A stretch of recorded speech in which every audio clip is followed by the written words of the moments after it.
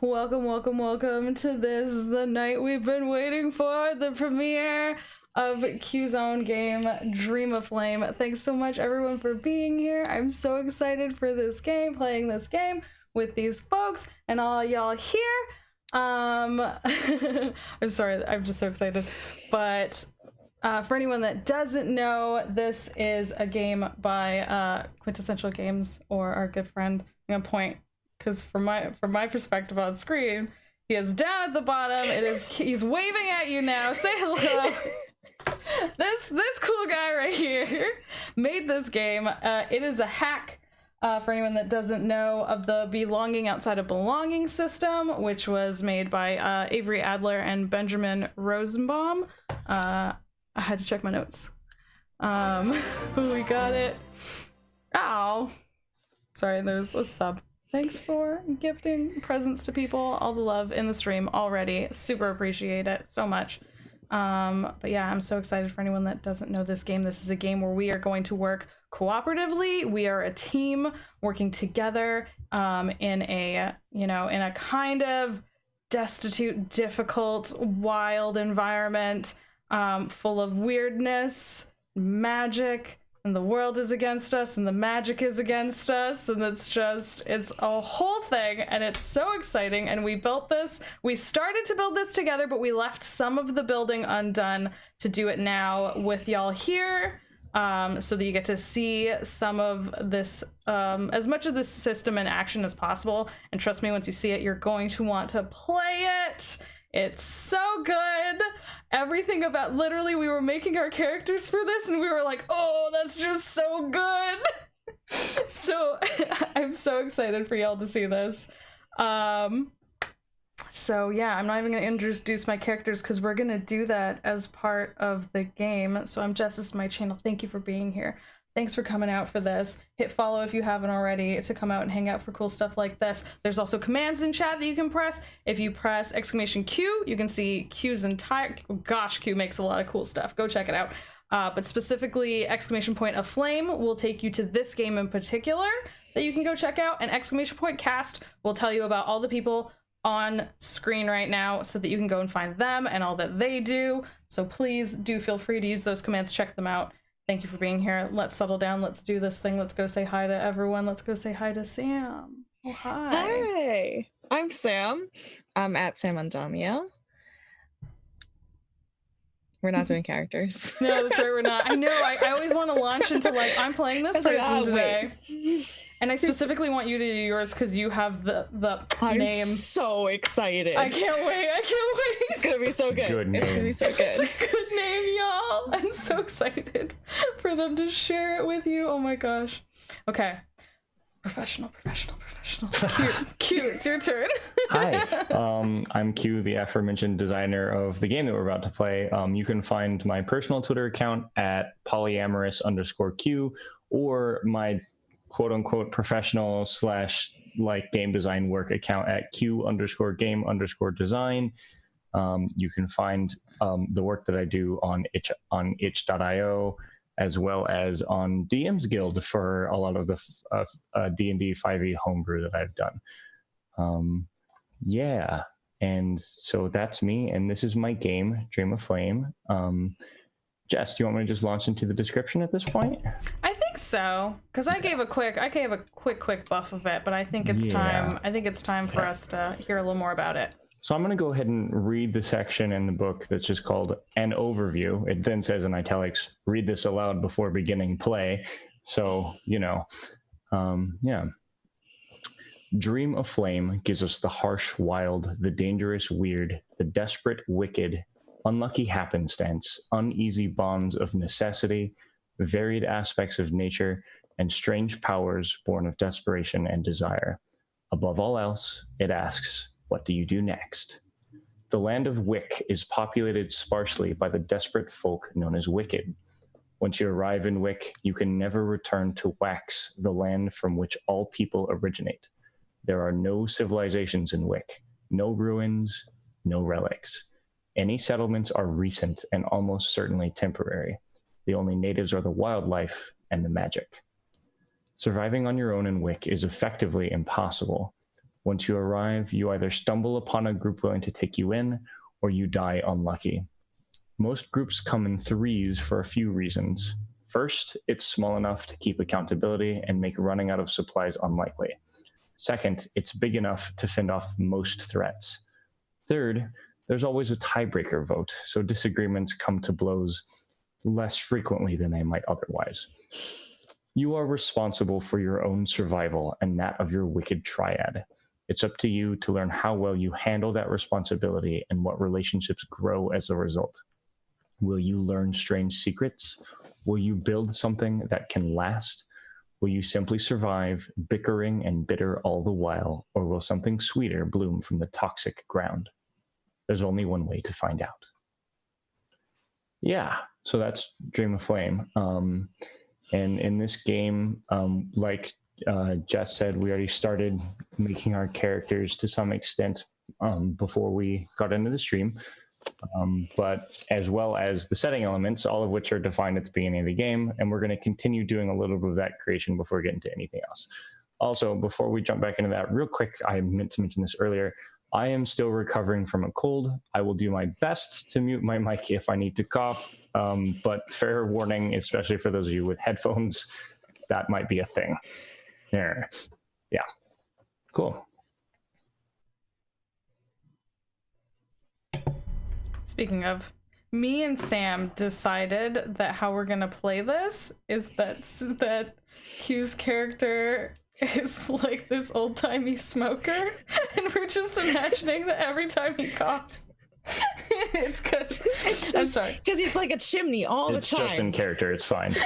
Yeah. It's all the volcanic fog. No, Yes. it's your mist, Jess. Yes, my mist. Just, it's nothing to worry about. Don't worry about it, y'all. About this creepy dark mist that follows me around. It's fine. On that note, Jess, do you want to describe your character first? Yeah, sure, I'll do it. Oh, I'm more than Are you kidding? I'm more than happy to. So much fun. Oh my god, I'm so happy. Okay, so firstly, if you can see, I'm trying to move it so you can see it nicely on the screen. I am playing. We have all these, I'm gonna zoom in a little bit more. There are all these like archetypes. And so the one I have chosen is the Marked, which I was drawn to. It's just interesting to me. And the flavor text for it is, something is coming. You can't hide, you can't fight, you can only run.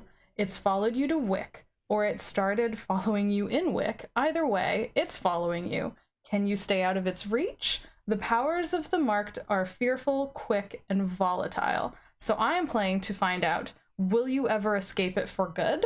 And who will help you? And how will you treat them? So the first thing I get to do is choose a name. And my name is Fear Not. Just so you know. Alex, I was totally thinking of Lucasburg. I was 100% thinking of that. I'm glad you picked that up. So then I get to pick a look, and I picked Scarred and Feathered, which was, we discussed too good. It was just such a good mouthfeel. I needed it. It's good imagery. It's a good mouthfeel. It just sounds delightful. I needed it in my life. So are we going to descriptions now or later? Yeah, I think do it now since you're doing choose a look. Yeah. Okay.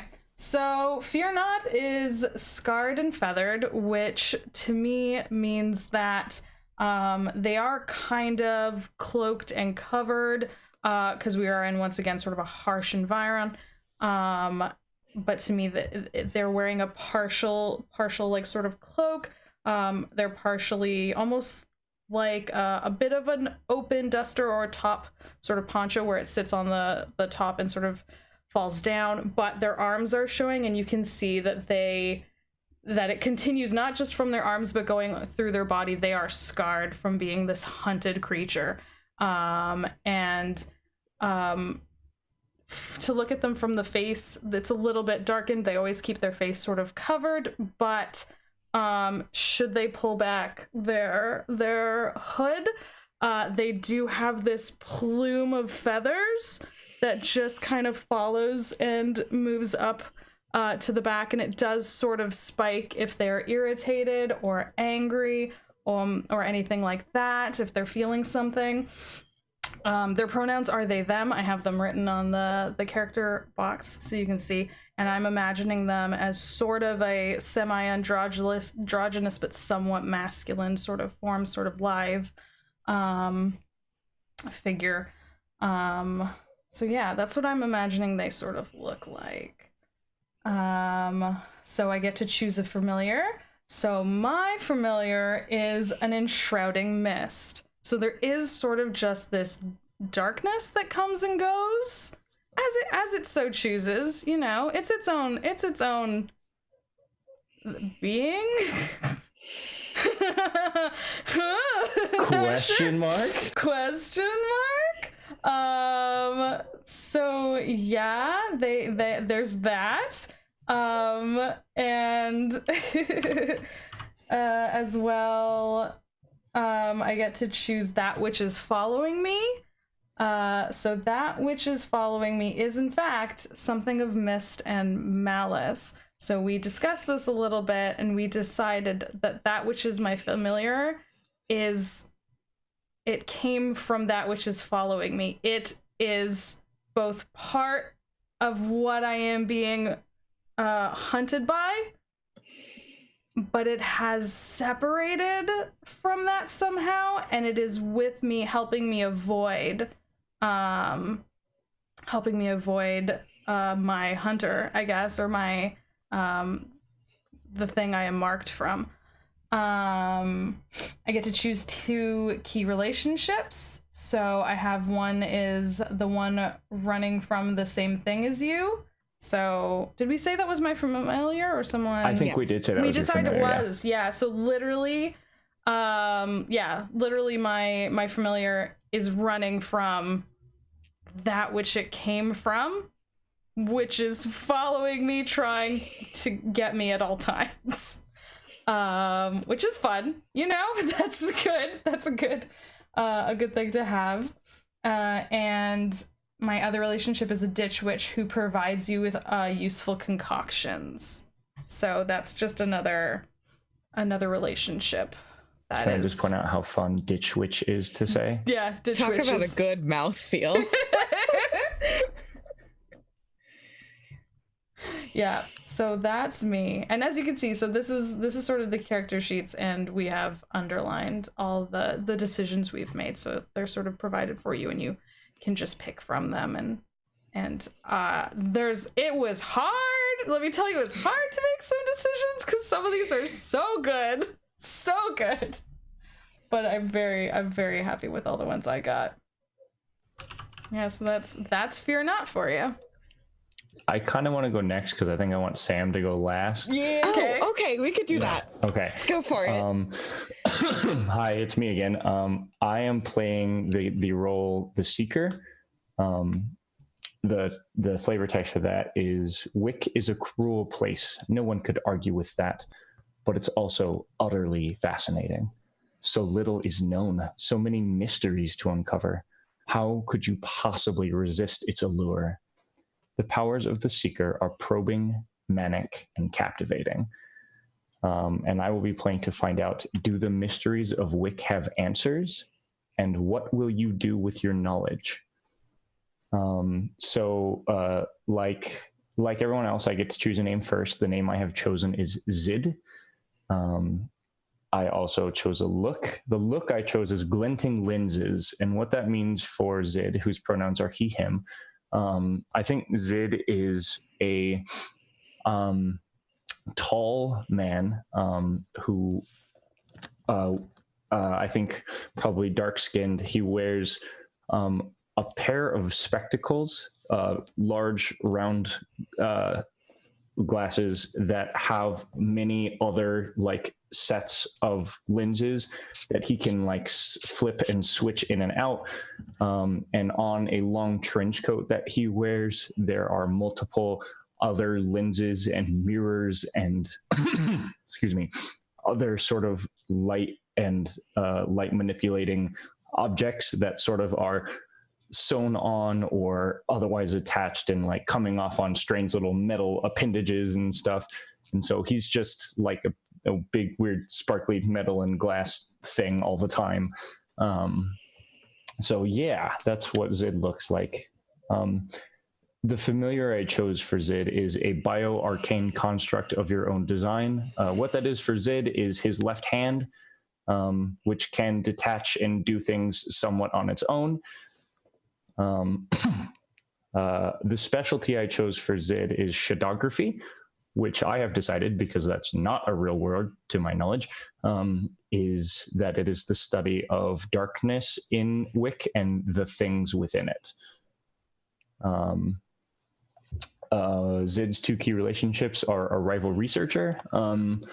I don't know who this person is yet. We'll find out in play maybe. But I do know that they're someone who I have an antagonistic relationship with, or will. And then finally, my journal that writes its own commentary is my other key relationship.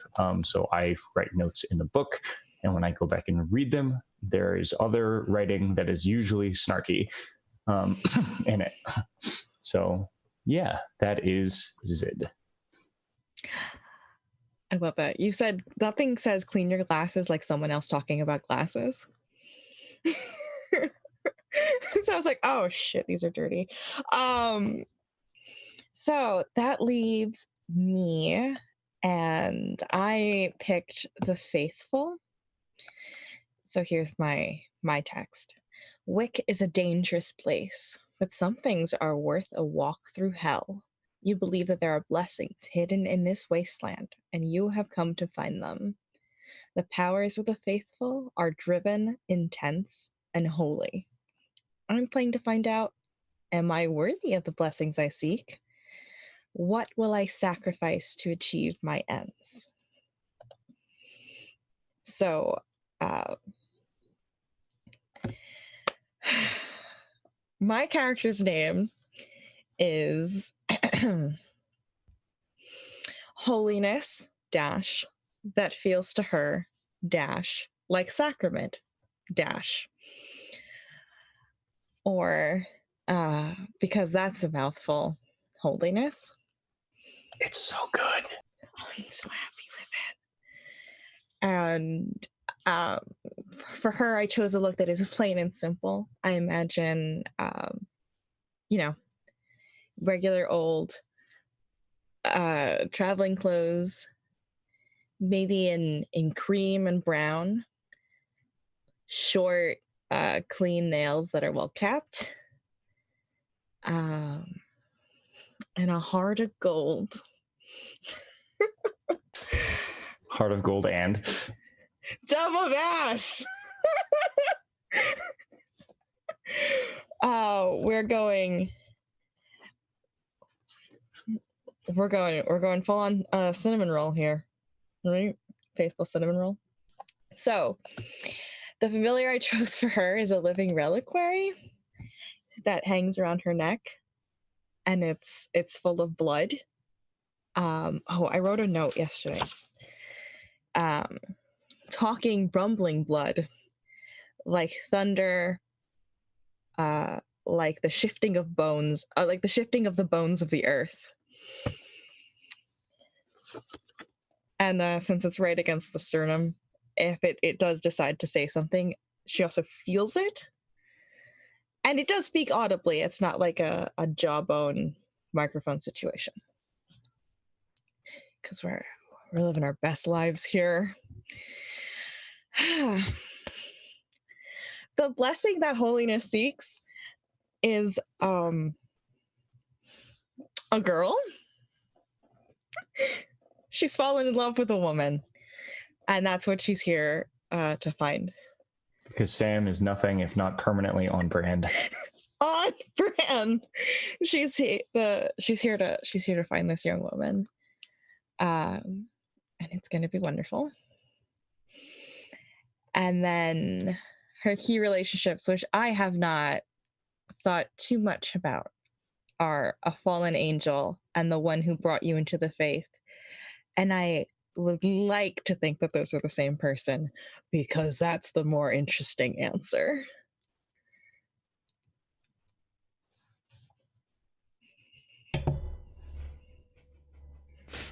I'm trying not to like, yes. I'm so Like, excited. it's I'm glad so everybody much. likes this. I'm glad everybody is on brand. Thinks this is on brand. I think this is on brand. I'm so excited. This is going to be the very best thing ever. It's so good. You did a good thing, Sam. I've been vibrating about this all day. It's okay if we turn some music on? Which one was the good let's one? go ahead and do that now. I think it was the first one in the list.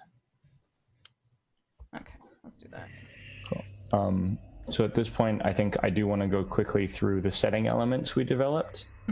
Before we get into that, so the way this game works, there's no GM in this game, as I'm sure you've noticed.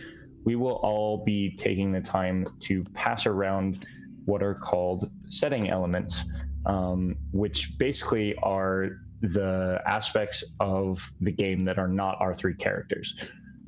In this game, those setting elements are divided into three sort of categories: the wicked, the wild, and the weird.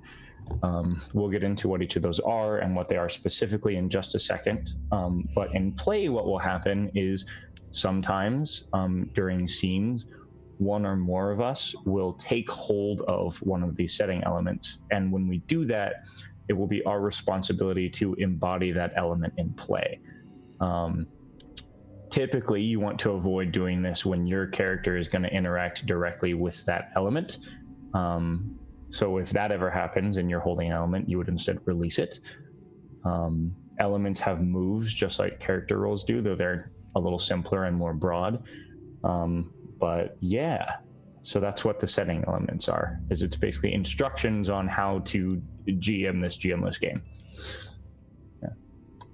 So I think we each take one. Do you just want to go across the list? Who wants to go first? Sure, do we want to just go across the list? Yeah. We could just go across.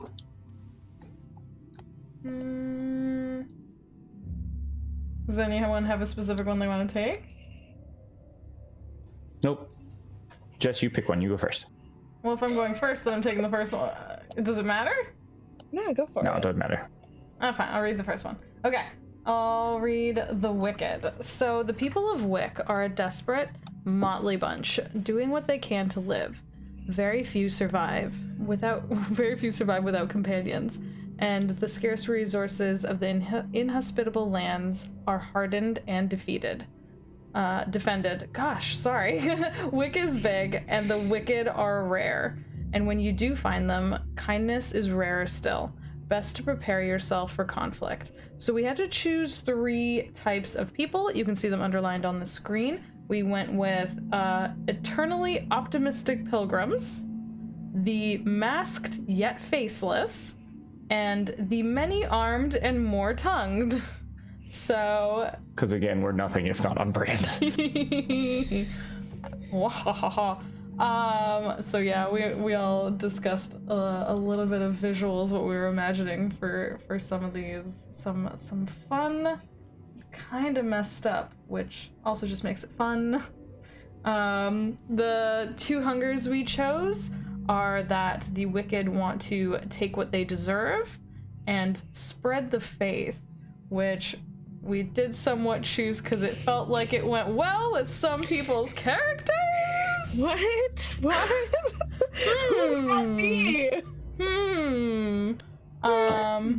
Just probably do you want me to read the moves? Tips here. Read the tips? No, read the moves actually. The moves are better. Do that instead. Okay. Yeah. So the moves that the wicked can take are make a credible threat, offer a trade, or bring new information about Wick. Do you want me to read the tips as well? Sure, do that. Okay, so then the tips for when you, once again, like you said, we all have our own characters, but then we all participate in the story and the world elements and stuff like that. So when you take control of an element, there are moves you can take, and then there's the tips for like what they act like and stuff like that. So for the wicked, it's make wicked feel like people, even when they're being animals. Reuse groups of wicked you've already encountered, and ask compelling questions and build on the answers that others give. So those are that's sort of idea of how you need to play them when you take control of them. Who wants to go next? Do we want to just go down the row? Sure. Yeah, sure. I feel like that's an easy way to handle that. That's a good plan. Okay, so the next part of Wick is the wild. There are creatures in Wick as varied as there ever were in Wax. And not just creatures. Plants and nature itself cast themselves as both enemy and ally. Wick has plenty of life, even in places that look like barren wastelands. That doesn't mean the wild is going to make room for you. And we chose the faraway mountain, the 8 pillars, and the volcanic fog for our environs. And the wild wants to be a nuisance and entrench until firm.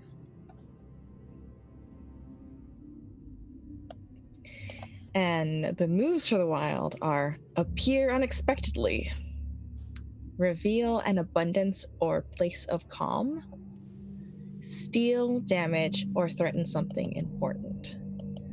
And then the tips: be large, imposing, and impersonal. Show how the presence of wicked changes the wild. And ask compelling questions and build on the answers that others give. It's a very good tip. There's a reason it's in all 3 of them. Also, that one is yoinked straight from the source material. That is not mine. Can't take credit for that very good tip. The last setting element is the weird. Wick is a place with ways in, but no way out. And that alone should tell you that some things just don't follow the rules. The weird is that which functions beyond our kin, that which makes the world and breaks it too. Many things are not what they seem. Sleep with your 3rd eye open, and a 4th too if you can manage it. So we chose 3 anomalies to be part of our representation of the weird. We chose vanishing ruins, mostly omniscient voices on the wind, and the contractually obligated swarm. Which I'm very excited to find out what that is. The 2 hungers that the weird has in this game are to escape from confinement and to create new mysteries. The moves for the weird are weird something unclearly, force a change of plans, and alter something irrevocably. And the tips for the weird are be incomprehensible, vast, and powerful. Be personal, knowledgeable, and fascinating. Ask compelling questions and build on the answers that others give. So that's what the setting elements are. So we'll be bouncing back and forth between those and our characters as we play. So at this point, that's everything we've done already. So we're going to go in and do the last 2 bits of sort of setup / world generation / character building before we get into the game proper.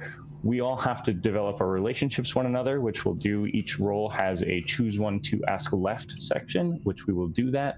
I think probably the way we'll actually do that is choose one to ask below is probably the way to handle that. And then after that, we will develop our conveyance, which I'll get into in a second. So Jess, if you want to go first, since you're on top. Yes, that does. Hang on, sorry. Let's see. Choose one to ask left. So I'm asking Sam. Ooh, okay, I like the second one. Okay. So Sam, I'm gonna ask. Am I asking this of Sam or asking this of Holiness? Is it like this is asking what does Holiness know of what follows Fear Not? Okay, yeah. So it might be a question for Sam. This might not be something that Fear Not knows, right? Mm-hmm. So this is a question for Sam, but the answer is like, what does Holiness know? Yeah. Okay, so yeah, what do you know about that which follows me?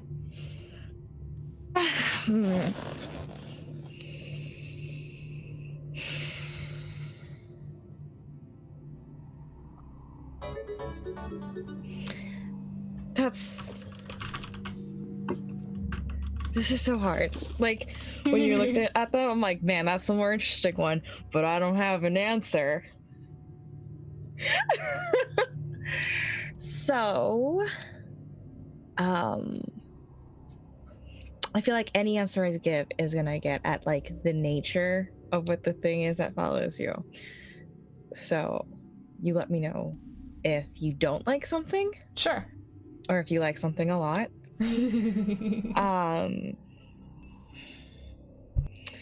Let's see. Your creature is your mist and malice. Yeah, the thing that follows me is a thing of mist and malice. Did it follow you into Wick, or did you pick it up here? I don't think we even answered that one. We haven't. Time to answer it now. We're answering it right now. Doing it live. We're doing it live. I think it followed me here. Okay.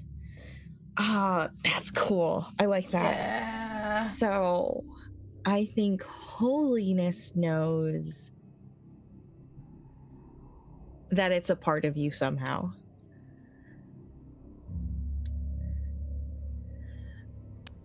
I dig that. Yep. Yeah. All right, Holiness, your turn. Ugh, okay. I don't know. Just roll over. There we go. I can do this. Oh, this is a hard one to ask for your character's Zid. Did we go with Zid or Zed? Zid. Zid, okay. This is a hard one for us for Zed. Actually, no, let's go with what about my worship appeals to you? Oh boy. Because the other one's too easy. Can I ask a question of you first? Of course. Are there rituals that you perform? How do you worship? I knew you were gonna ask that one. And I am going to try not to make it too Catholic, even though that's my background. And it's hard. There were two ways you could go with that to be as Sam as possible. Oh yeah, it's like lean all the way in or lean all the way out. That's it.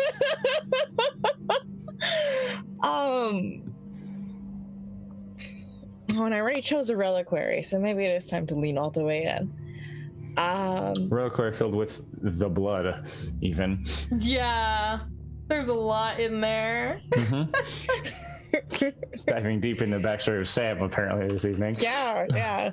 We're getting in. We're getting real deep. So, I think there are definitely rituals. I think they do have to deal with like spoken word and like sacred smoke, which I think is a good imagery parallel to the thing that follows Fear Not. Sure. Then I have the answer. Okay. The thing about your worship that appeals to me is the smoke. Okay. The smoke that you use produces shadows that are unlike anything I have ever seen. He came for me where I live. I take that. He came to my home. You knocked down my door. And he said, "Here's a gift." I live to serve. Yes. All right, that makes it my turn. Okay. Yeah. Fear not. Why won't you help me with my research?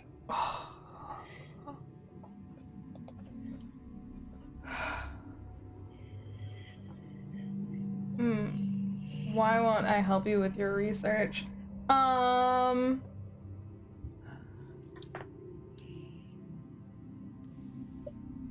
So your research is shadography? Yes. Is it related to your journal? Like you said, sometimes you take notes in your journal when you're like doing research, like stuff like that, and then it writes back? Correct. I don't trust that you don't know, like that information is coming to you from an unknown source, and I have enough of that shit in my life. Okay. You know, like Fair. Fair. I've already got this whole thing, and I don't need yours too. Thanks so much. That's valid. Here's my baggage. I'm good. Like, this bag is big enough. Like, look at this baby. It holds only this much baggage, and that's all that it can fit. There's no more room. It is full to the brim. That'll do. Man, Alright, you're cool. hanging out with two people that are just like, I don't know about this. Ooh, Yeah. I dig it. Good. Strong. Cool. So one thing I'd like to do before I move into conveyance. Well, no, we'll do this after the conveyance. Is Okay. talk about lures. So yeah. So now I'm gonna go ahead and move us over to the conveyance sheet. This So is what- the only time that I ever wish that Roll20 had like PowerPoint transitions. So the conveyance is something that is unique to this game. In other belonging outside belonging games, you might develop a community or the land you live on or something like, or the place you are in. Because this is a game about travel, because you're not in one place, the thing that we'll develop instead is the conveyance. You and your triad travel on or in something. The terrain in Wick is vast, varied, and dangerous, so just as one cannot survive alone, you also cannot survive on foot. This conveyance might be mechanical, magical, megafauna, or something else entirely. What it is and how you came to use it is up to you. So, first step is we must choose our conveyance, and there's a whole bunch of options in there, as well as the catch-all do something different option of something stranger. So, is anything jumping out to either of you?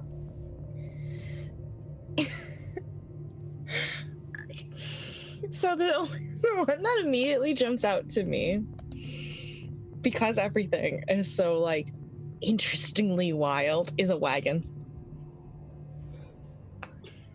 The wagon is good. The wagon is also like, hello, this is the inspiration for this game. Yeah, I know. That is literally It's it like takes a covered me. wagon. Yeah, for anyone who, so something I should say, this game is heavily inspired, obviously, by the game that I hacked it from, and also by Pyre, the video game that if you've been following Jess's channel, she played through the whole game a while back.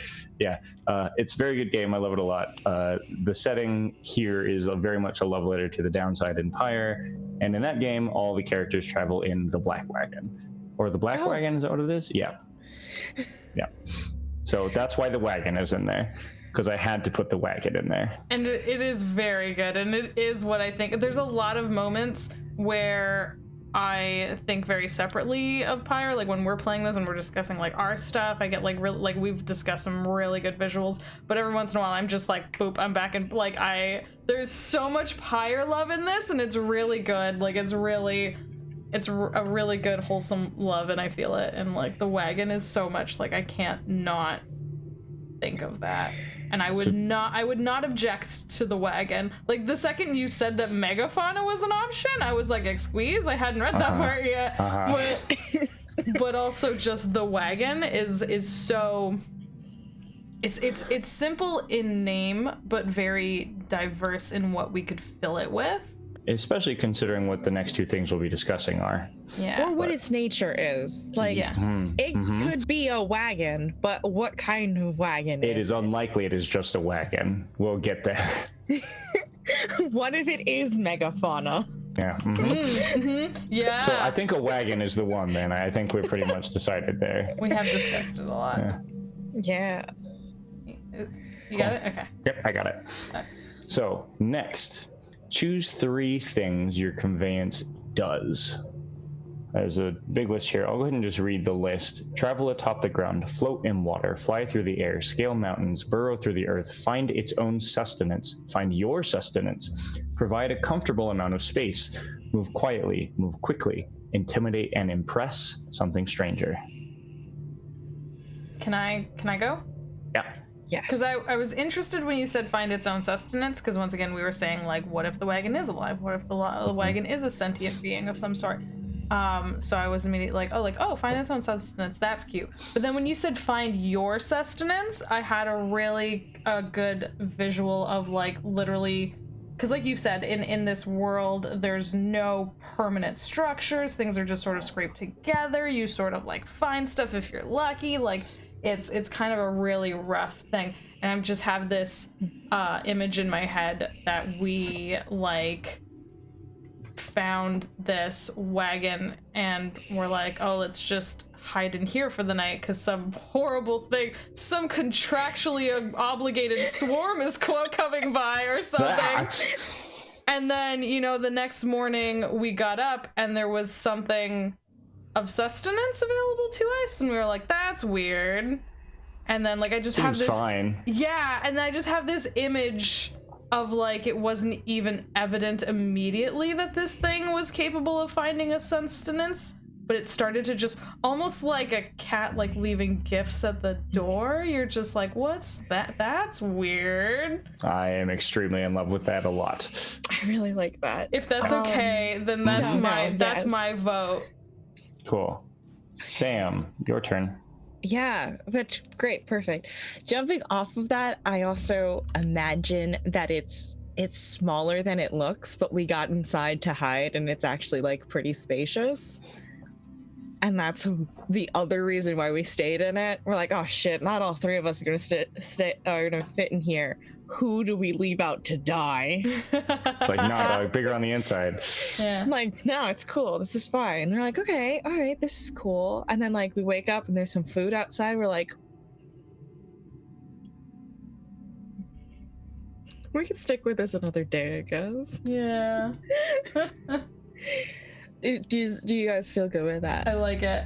I really like it. I like the imagery. Now I have it in my head that like from the outside it looks very small. Like it looks very small. And then on the inside we're like, oh, like and it doesn't even make sense. Like it doesn't even look like there's enough, like a lot of room. You're like, oh, actually right. Three of us could fit in here. Like it does look a little bigger. But then it just doesn't. It's not a TARDIS situation where you walk in and you go, oh, there's a swimming pool back there. There's just suddenly space where you need it. Like there's just you suddenly... stretch out and you can stretch out. Yes. You think roll you're gonna over and there's a place to roll to. Yes. Yeah. Exactly. We thought, okay, maybe we could squeeze all three of us in, and then we're like, oh wait, we're not touching. Yeah. We were just like, huh. And then even as we like we start to like, you know, if we find stuff and we put it in there with us, we're like, huh, we're not even like cramped.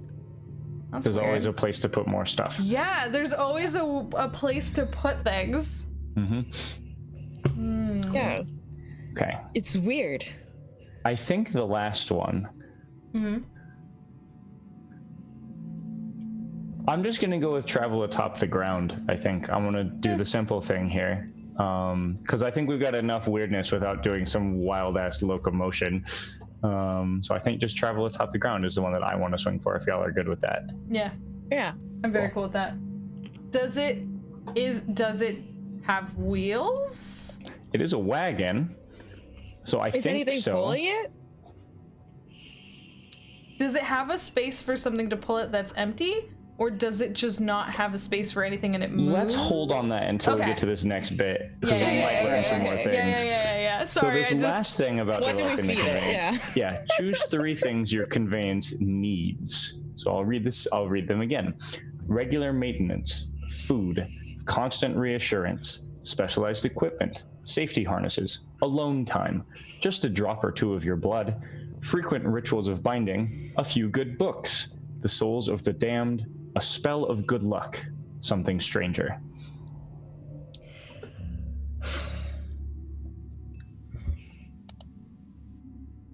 Okay, there is one that jumps out to me. Yep. Especially since we said cat wagon. It needs alone time.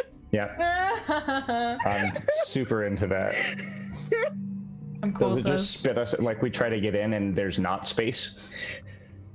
Oh, every once in a while, like, it either won't let us in or, like, we go to get in and it's like, There's just, the door doesn't open or there's no door anymore or, yeah. I love that You get up for, like, get up in the middle of the night to, like, relieve yourself and then you can't get back in. You're like, well, I'm outside now. This is just, well, okay. I love that though. Mhm. It's so good. I love it. It's so good. Okay. Okay, we need 2 more. This is one of my favorite ones. I'm gonna have a really hard time picking one. Okay. This might be my favorite list in the game, honestly. Really interesting. There's good. If I do say so myself, there's good lists in here. This is high in my list of favorites, at least. I mean, we talked about this off screen in character creation, but every list is hard to pick from. Yeah. You're right. It's true. We had there was so many times where I'm like, oh, this one's so good. Oh no, but this one's so good. One. Oh Yeah. no. Yeah. I don't know. Okay, I'm gonna say that I like both just a drop or two of your blood and frequent rituals of binding. Both of those feel very holiness to me, but like they're applicable to all of us, but also they're like in the theme of stuff we've talked about a bit already. Yeah. So I'm Do you think that's the same thing in this context as opposed to 2 different answers?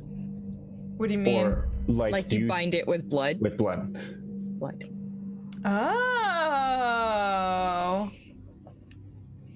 maybe it's something like it started by like it seemed to us like we were just having like accidents. Do you know what I mean? I'm just ow, I got it's like a weird. You step in and you put your hand on the door frame, Yes. and there's a splinter there. A splinter, exactly. It started with just seeming like, oh, ouch, this thing, oh, well, we found it, so it's not odd that it's in such rough shape.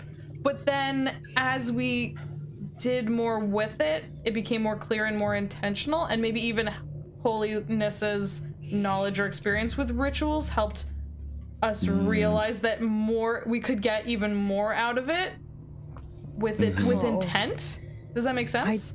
I dig that. I also like the idea of like we were already kind of like beat up from whatever we were running from, so maybe like we just bled on it a little bit anyway. Yeah. We didn't even think that like we paid the toll accidentally because we were really hurt and looking for shelter. Oh, that's good. You know what Yeah, we did some accidental. We accidentally Seymoured it. Good. Yeah. Okay, I know what I want the third one to be then. Okay. If we're doing those 2 as like a combined second one. Yeah. I want the third one to be safety harnesses. Because I think we can stay in it when it's stationary, but we have to be outside it when it moves. Ooh. That's intense. Otherwise, it's just like this is some like Fury Road shit. Like, man, I feel like I didn't do my homework for this. Haven't played Pyre. I actually have not seen Fury Road Like- either. It's on my list. I was mean, thinking like As it's the only 8 miles person of bad road. the only Bad person who's- suspension. watched it, they do sit inside their cars. Just saying. Sometimes. But then there's also a dude on top playing a flamethrower guitar. Yeah. I just want to make it clear that Sometimes you're the Not guy every- outside with the flamethrower guitar. not everyone is outside of every car in Fury Road. Sure, Yeah, whatever. we're gonna have to make a different Fury Road now. Yeah, now we need to redo this because that Fury Road was not furious enough, clearly. Obviously. The Fast and the Furious Road.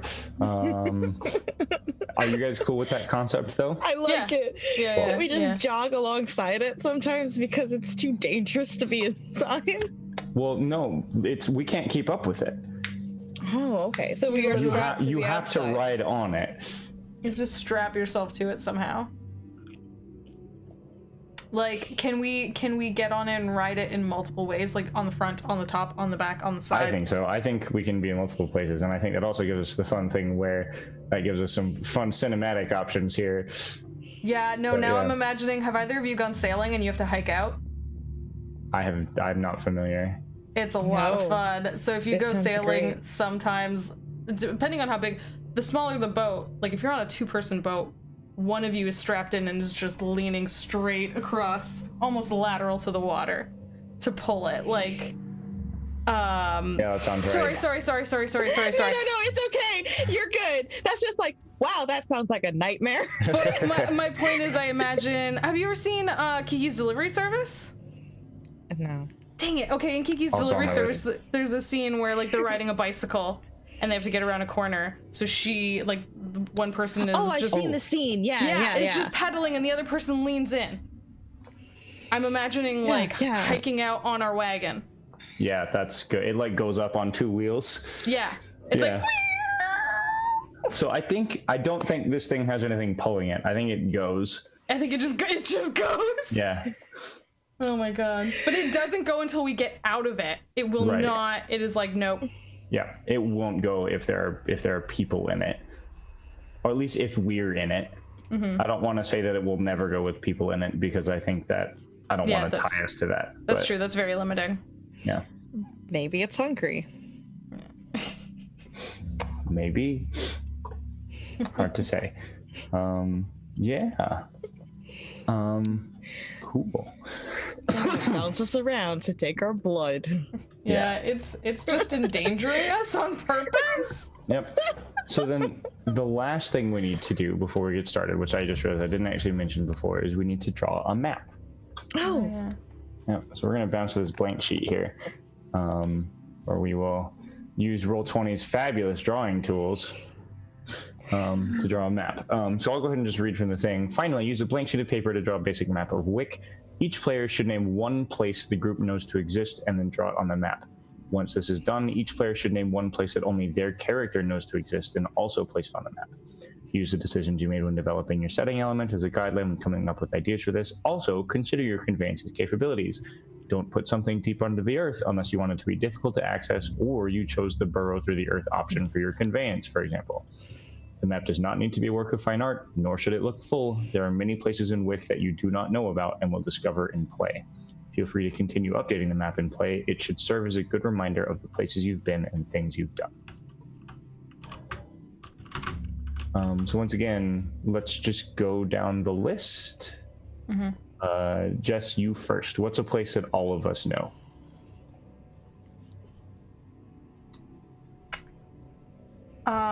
Okay. I like the idea. We've talked about this a lot. That I almost want to go back and look at it. That was it that the Wick is ever changing. Mm-hmm. Like we have like literally something like the mysterious like shifting runes that always like disappear and reappear ruins, and stuff like that. And then also like the what was it like? And then one of the natures of it was like to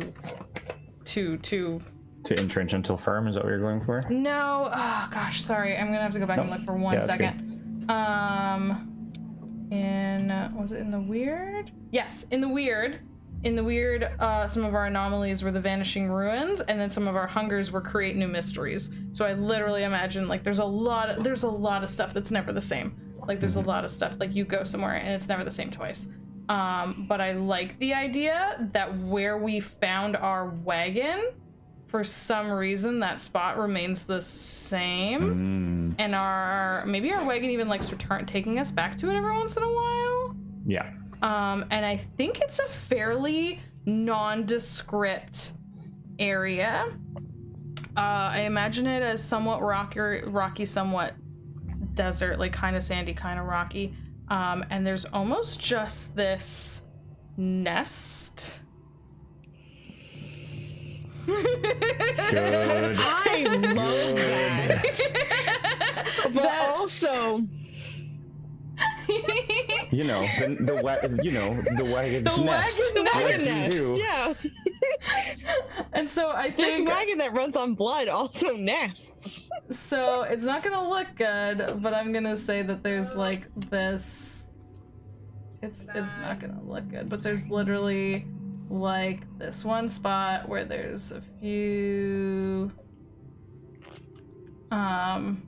rocks and things kind of on either end of it, and then just this nice dip that fits the wagon ever so. I dig it. And it's this spot that is like you wouldn't. It's hard to find, but our wagon finds it every time. I'm so into it. It looks like a smiley face. Well, then it's a smiley face. I see it. I was I see trying it. to indicate a dip, okay? Do we call it wagon nest or do we have a name? I think we just call it the wagon's nest, probably. Should I write that? Up to you.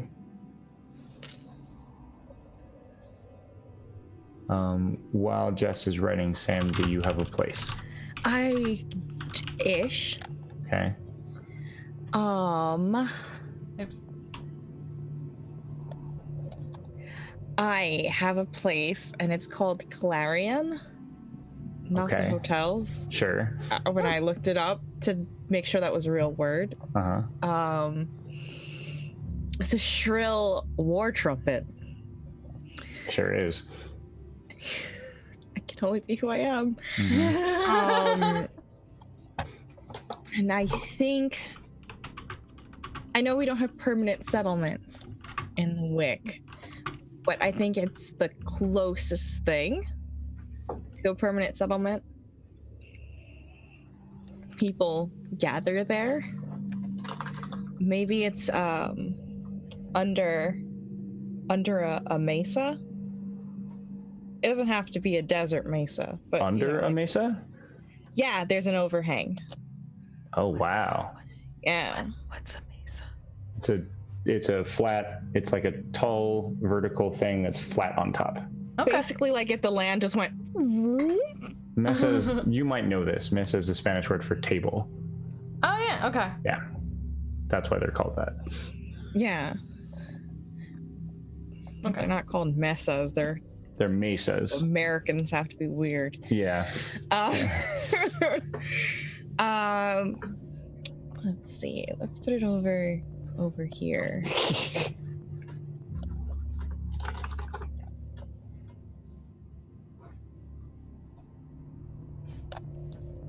Yeah, that's.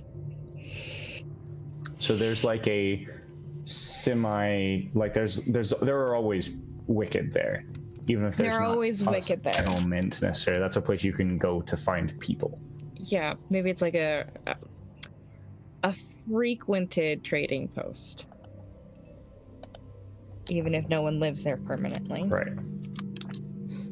Cool. I don't know dig what it. ancient war trumpets look like, so maybe it doesn't look like a mesa, but I do know what. Okay. So then the last one that I think we all know is the first pillar. Oh. Because one of the places that we know exists is the 8 pillars. We know where the first one is. I hadn't even thought that they were separate. I love it. Oh my god. I know. I like that world building. So did at some point we not know how many, like, do we know there's 8 pillars and we've like found I this think many we do of them know so that. far? So we or know at least I there's think that's like it's common knowledge in the way that oral history and like people are like, oh, the 8 pillars. So you know what I how in mean? Breath of the Wild there's like those 7 statues of ladies and they're like there's a mysterious 8th one. Maybe it's like, there's 8 pillars. Where are they? Find them. Good question. We know what the first one is, though. Yeah. And we know it's the first one. It's not one of the pillars, it's the first. one. It's pillar numero uno. Yeah. And now I'm like, okay, we don't have to answer these right now, but just in my head now is like, are they distinct? Are they like growing as we go along? Are they like, you know what I mean? Like, oh man, it's so. This is good. Cool. Too hype. Too hype. Oh my god. Too much hype. All right. Too hype. Jess, Need to calm down. what is a place that only Fear Not knows? Oh shoot. Or not necessarily only Fear Not, but of the 3 of us, only Fear Not knows.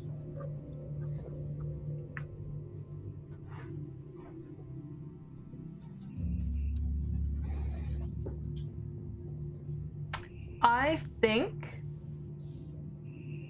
Fear Not knows where the mist resides. Like, do you know what I mean? Like, Where the mist has taken up residence. Mm-hmm. I think they know where it is, and while they'll never say it to the others, they will try and make sure we never go near it without saying as much. Does that make sense? Mm-hmm. I really like the idea that Fear Not knows where the mist lives, and maybe where it is all the time. Yeah. Put it on the map. All right, Sam, what about holiness? Oh, sorry, I got excited about mists. Where do I want to put it? Maybe here. Oops. I think holiness knows about a spring. Okay. With clear water that's filled with song. Okay. Because that's, of course, where you go to look for a beautiful young woman that you've traveled into Jesus. Wick for. Because tropes are good. There. Yeah. Yeah.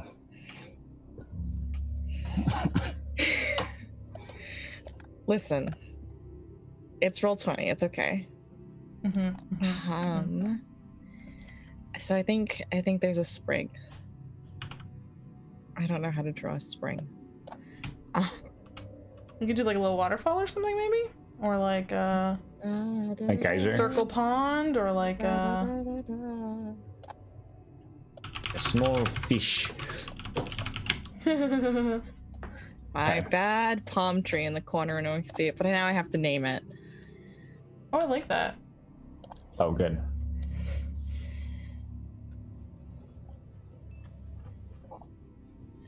Okay.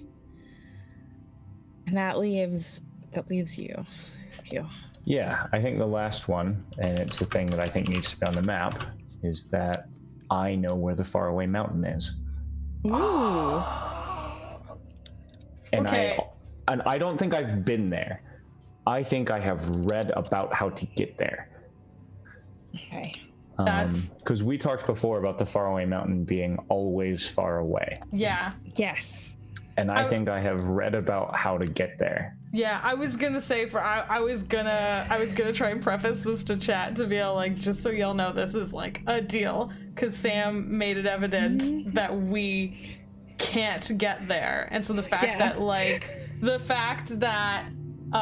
Q is saying that he knows, you know, the secret, Or at least what might be a secret. It's in some book by some other person. Yeah. Who knows? Zid read about it one time. Mm-hmm. In one of those vanishing ruins, there was like an inscription upon a tablet. We can't go back and look at it again. Mm-hmm. And only Zid can read the language it's in. Yep. So there's the faraway mountain, which I think I know how to get there. We can always see it. It is always far away. And I do think Zid is very curious about it. What kind of shadows does a thing that is always the same distance from you? What kind of shadows does that have? Curious, isn't it? Internalized ones? Only one way to find out. We have to crack it open and look inside for its shadows. Obviously. Well, yeah, because obviously the Yeah. sun is actually mounted directly on top of it. Mm-hmm. Maybe. Yeah, so that's set up. I think the last thing I want to do before we get into playing, and I just jumped I should have let you do this, Jess, but I moved us back over to the rules page. Oh no, for some reason when you do it, it doesn't, so I'm gonna follow you. It's fine. Because we're all That's really GMs. weird. Yeah, it's probably 'cause we're all it GMs doesn't now. make you move over. Yeah, You can't it's make okay. me. I do what I want now. You can't control. You can't tell me what to do. That's funny. So the last thing I want to do is I just want to talk a little bit about how the mechanics of this game work. So the way this game works is for the most part, there is no randomization in this game. There is an exception, which I'll get to at the end. But for the most part, there's no randomization. When we play, we will act out scenes, making moves as we do so. There's four, but for now there's three types of moves: strong moves, regular moves, and weak moves. Regular moves you can just do all the time. They cost you nothing. You get nothing for doing them mechanically. Every roll has one regular move that is just take action, leaving yourself vulnerable. This is the move that means do a thing, like act out in a way that like a person would be. All the other moves are specific to a role. For example, the Seeker's regular moves are take action, leaving yourself vulnerable, inflame the passions of others, laugh in the face of the unenlightened, create something useless, perform an experiment, and ask, what do you believe in? The other two types of moves are strong moves and weak moves. These use a currency in the game called tokens. Whenever you make a strong move, you must spend a token. Whenever you make a weak move, you gain a token. For example, some of the weak moves for the Seeker are create something dangerous, learn the wrong lesson, and ask too much of a powerful entity. Some of the strong moves for a Seeker are learn something that matters to you, create something useful, and teach something to someone. As we play, we will be making weak moves and strong moves and regular moves and sort of gaining and spending tokens. The other thing tokens are used for in this game is a mechanic that is specific to Dream Aflame that's not in the belonging outside belonging sort of base system called direct conflict. And this is when we as a group come into direct conflict with part of the setting. In this case, this is the only time that we'll be doing any randomization. We will first, and let me read from the thing, we will first assign a difficulty to the setting element between 6 and 16, where 6 is easy and 16 is difficult. We may then choose to each spend any tokens we have. When we do, then we will each roll a 6-sided die. For every token we've spent, we get to roll an extra one. At that point, we each take the highest value die that we've rolled and add them together. If we meet or beat the difficulty value we assign the setting element, we have defeated it. And when we do that, the highest roller gains a token. If we do not meet or beat that number, we have been defeated by the setting element, and the lowest roller takes harm. After we do all the mechanics, then we narrate, we talk about what that looks like in the fiction. When you've taken harm, which can be physical or emotional, it's not, or anything else. Harm is not necessarily a broken arm. It can also be a broken heart.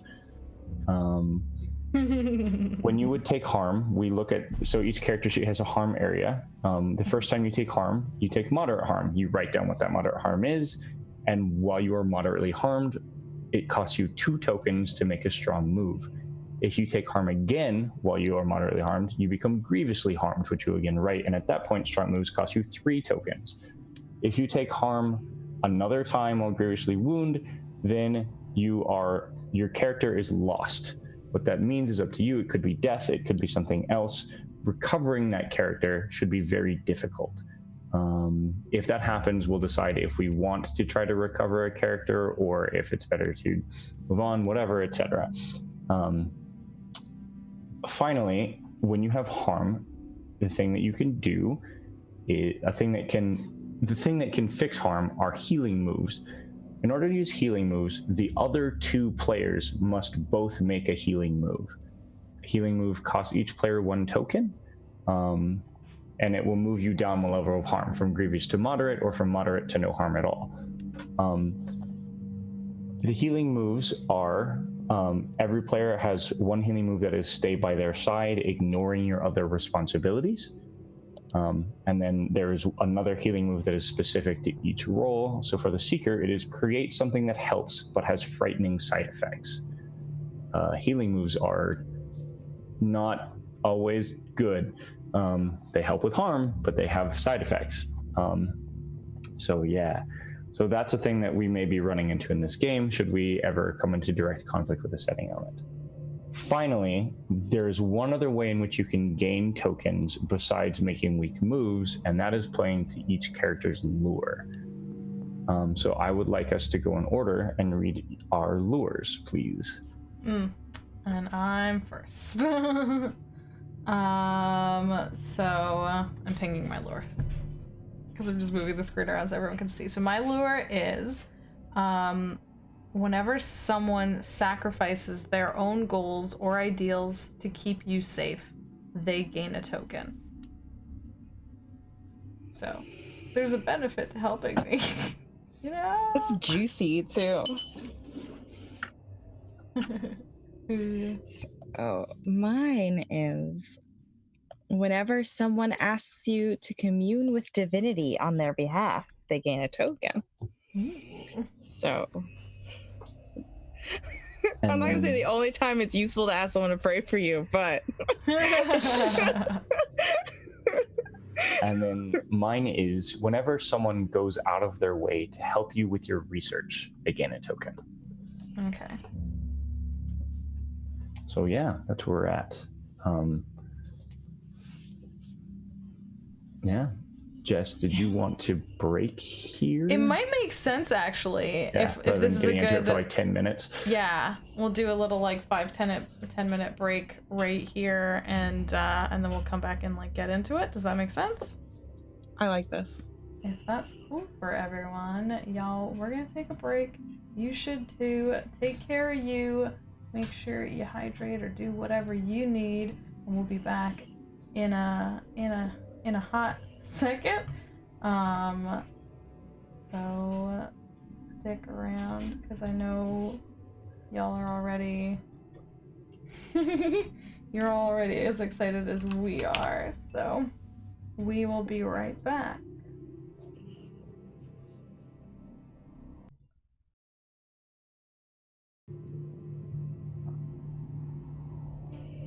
And we're back. Hi, hello. I hope you had a good break and that you're ready to get into this, because that's what we're gonna do. Should I just say what I said about like the little opening scene feel idea thing? Yeah, I think so. Sure. We just go like right into that, right? Okay, so for this game, we're all working together, we're all building seats together, and we all cooperate, and we discussed, I proposed that a good first scene for us would be back at the wagon's nest. And basically the wagon is having one of its moments. It has taken us back to its nest. It's having a little rest. It kicked us out, and we're just waiting for it to be done. So we're all standing outside the wagon, just like, come on, let's go, wagon. Are you done? What's going on? Come on. Hey buddy, you done? Hey. What time of day is it? I feel like it's like midday. Midday? Cool. Okay. Is that cool? Yeah. That was me. Oh, so like, is the temperature like hot or is it temperate? How variable is it? How in general? western are we going in this place? That's up to us, isn't it? Yeah. We described this particular location as being kind of rocky. Yeah. Being very western. I kind of like the idea of it being a little cool. I think this is like this is like high in elevation. Ooh. Like this, if we're going with the nest thing, this feels like an Erie. Ooh, I didn't even think of that. Yeah, I was just imagining that, like, to look at it from away, it's a bit fairly unremarkable. Like, it's not something you would like be drawn to. And I don't know whether that's a defense mechanism of the wagon, or like, because we don't freaking know what's up with this weird ass magic wagon. But yeah, so you wouldn't think, like, it's fairly unremarkable to look at from away, but then when you get into it, you see that it kind of like it's perfectly suited. And yeah, all we can do is, I guess, are cliffs okay? Yeah, I'm good with cliffs, yeah. Okay, so I imagine like you have the option of just kind of like, you know, like it's kind of like slopes down gradually on one side, and on the other side maybe it's a bit like cliff face. I dig it. So we have the option of just like sitting there, legs dangling if we want. I think Zid is investigating. Zid is doing research. Zid is, I think it's just the shadow of the wagon is what Zid is investigating, and he's sort of standing nearby. His left hand is like up on top of his shoulder, adjusting one of the mirrors, sort of that's like off on a thing, and he's just sitting there like furiously taking notes and just staring at the shadow.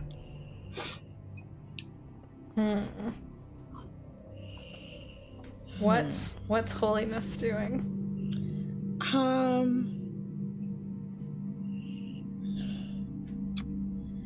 I feel like if Fear Not is willing enough, probably, talk about how nice the weather is and how, things are actually going pretty well. And just being an optimistic person in an obnoxious way. Slightly obnoxious. I feel that Fear Not is not always a positive person. They don't have, there's kind of this weird, dark foreboding with them at all times for some reason. It's like there's a dark mist surrounding them. Weird, but at this moment we're having this rest. I think they're a little bit restless, and maybe sometimes they're off put by Holiness's optimism.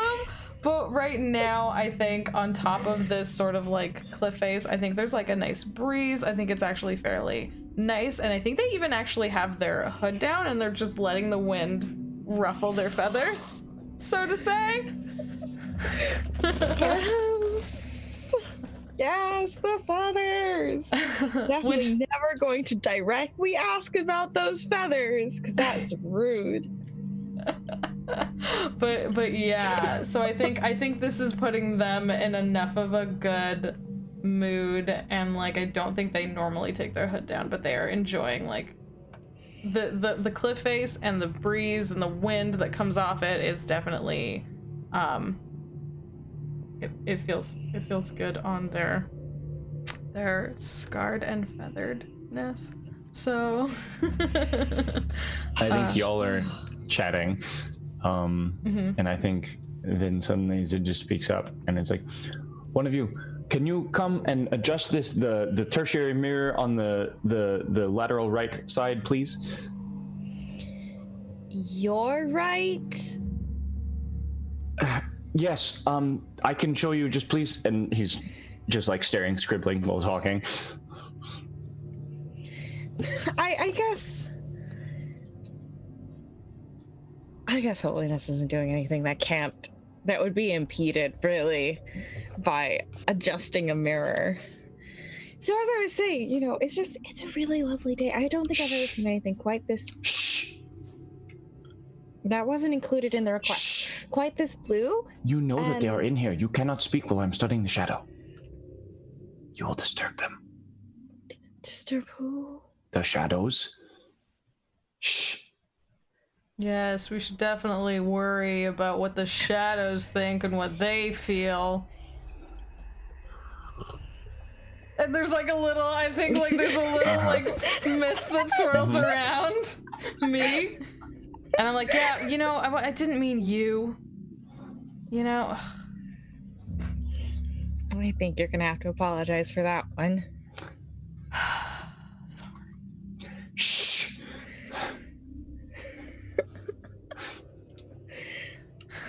Anyway,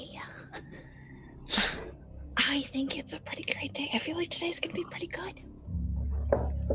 Is this in the right spot? Yes, that is sufficient. Thank you. Okay.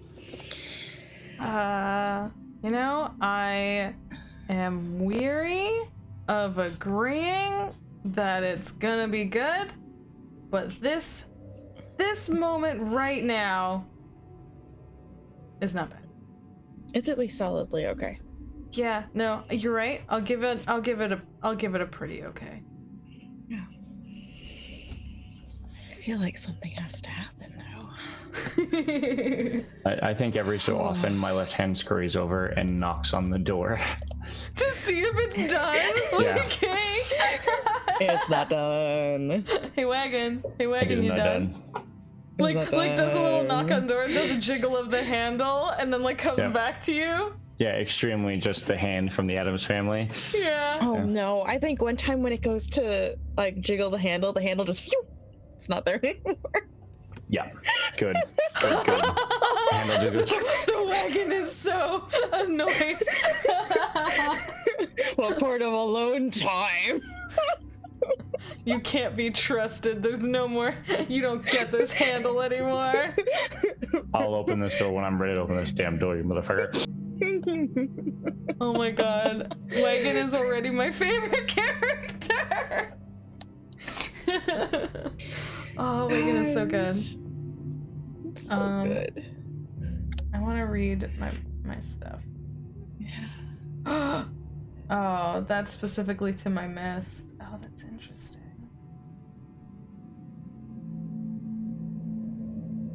Okay, I guess at this point, is Holiness still having to help Zid? I know. I think I'm now inching away. Happy to help, but also I just got scolded because shadows can hear, which it's not the first time I've heard that one, but like, yeah, you know. Is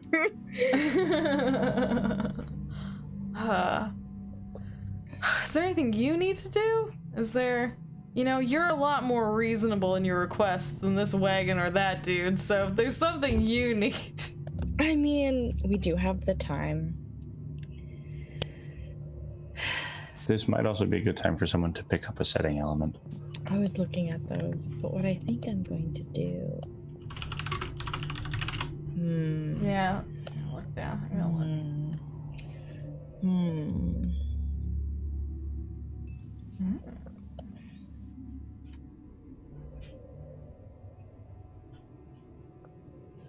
Okay, I think Holiness is absolutely gonna be like, you know what, this does seem like a good time, and like trace a circle in the dust and get right on in and start the chanting and smoking. Are you doing a move? I think I'm just I guess the move would be I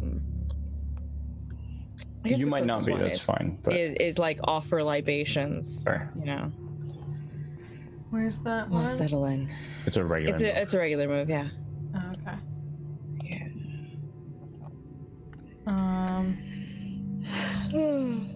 So you start doing that, and Fear Not's like not sure. So Fear Not is standing off a little bit, and Fear Not's wisp of smoke familiar comes like and starts circling you.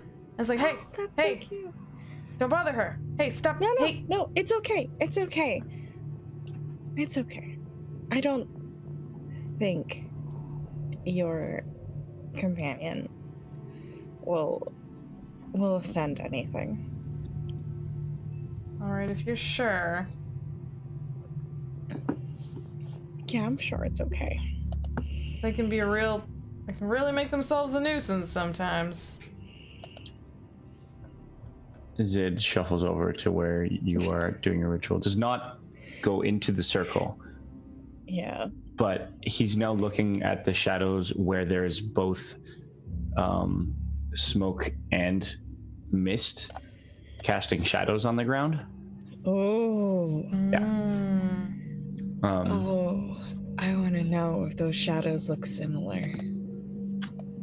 Well, that's the funny thing. I don't think they do.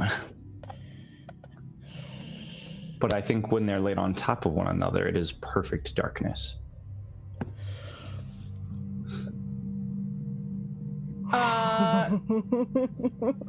And I think you see, Zid is performing an experiment, and I think you see Zid pull a small, like, metal, like it's like a needle almost, like out of his sleeve, and lean down, and just like scoop a tiny bit of shadow out of the ground, and it like sticks in the eye like bubble liquid in like one of those little bubble blowers. Oh my gosh, that's super cool. And you just watch him spin it and stare, and then put it down and immediately start writing notes. Can I go for it? Go ahead. Oh, I was just gonna say, I feel like Holiness didn't used to physically draw the circle and was just like, yeah, you know, this is my circle. And then in the past, Zid has gotten too close and it's like, okay, now first step, we're gonna physically draw this on the ground. Do not step over the line. Go ahead. No worries. I was going to do a thing as the wild here, if that's cool. Do it. Fucking do it. I'm ready. Okay, just everyone is working on all this like smoke and shadow, and I think Fear Not is standing off to the side, and like you two are like both like in this circle with like smoke and shadow and stuff, and Fear Not is like looking way off into the distance and is like, hey y'all, there's a thing happening over there. Be more specific. Is that related to what you're doing? And like there's like a fog lifting up, and it like very specifically goes straight up, and then it turns and starts directing, like it's almost like a column, but then it bends like a pipe. Do you know what I mean? And then starts making its way towards us, and Fear Not is just like, is that you? Is that something you're doing? Is that something to do with your shadows and your smokes and your things? Flip. Stares off into the distance. Stops in the middle of chanting, like, that doesn't normally happen. And this is a strange phenomenon that I am not familiar with or responsible for. okay, so is it therefore something we need to be worried about? And I think it is just, and like I said, it's this exact, it's so intentional, it's so clearly like what should just be a natural environmental thing, but it's so clearly unnatural and it's so clearly intentional, and it seems to be like just coming straight for us, and it doesn't end at any point, it just keeps expanding. And I think we discussed that to us, the entrenched until firm means that there are like almost boundaries between in this world. And so I think it sort of like gets fairly close to us and then just stops, like it hit a wall, like, and then it backs. Right at the wagon's nest? Yeah, like right almost to the edge of the wagon's nest, and it comes and it like, it literally is just doing like this. Like it's just like yeesh, coming and reaching as far as it can and stopping. That's terrifying. I love it. That is fascinating. I am gonna keep doing this. Actually, yes. Yep. So I have a weak move that is put yourself in danger. Oh. I love it. It's very appropriate for what is happening. Yup. So I think I think what happens is Zid's left hand scurries out and like climbs up a rock and just sticks a finger out towards the mist. So I'm gonna take a token for putting myself in danger. I think that like I said, it was almost like this column or like this pipe, and it like it almost had like this flat but cylindrical sort of like endpoint to it that it kept coming up to that invisible almost barrier and like hitting it, and then when you do that it pauses a little further out and then it starts to shrink itself down, and then a very much smaller amount of it starts creeping forward towards where you're reaching out. Oh my god, I love this. I also really like the side-on view.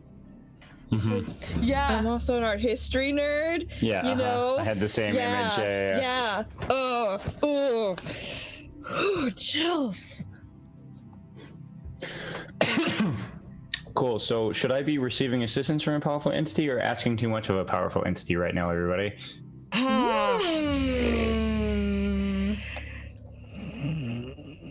Those are both good. I don't know.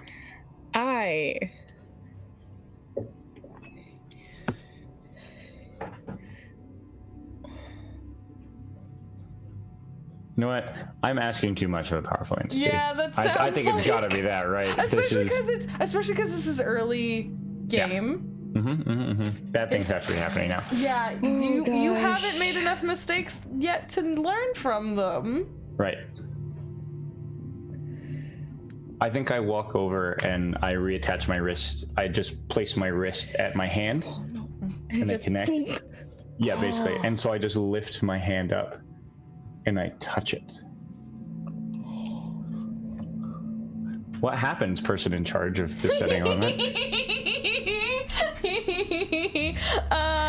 Okay, so you're literally like holding your removable familiar No, it's hand. reattached. It's back on my left arm now. So it's just me.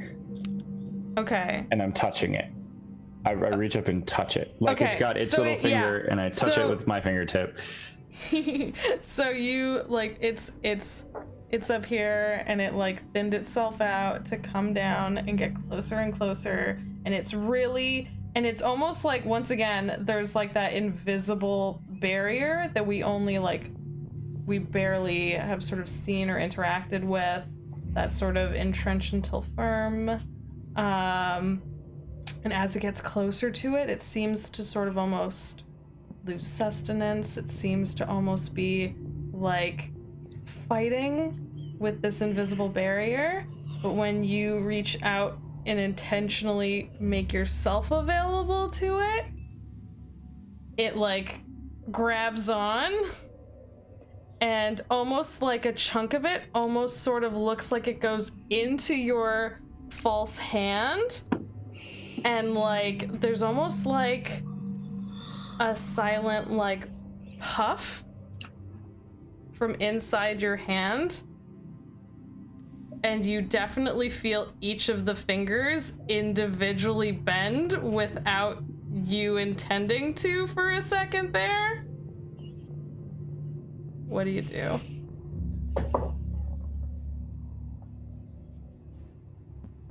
Fascinating.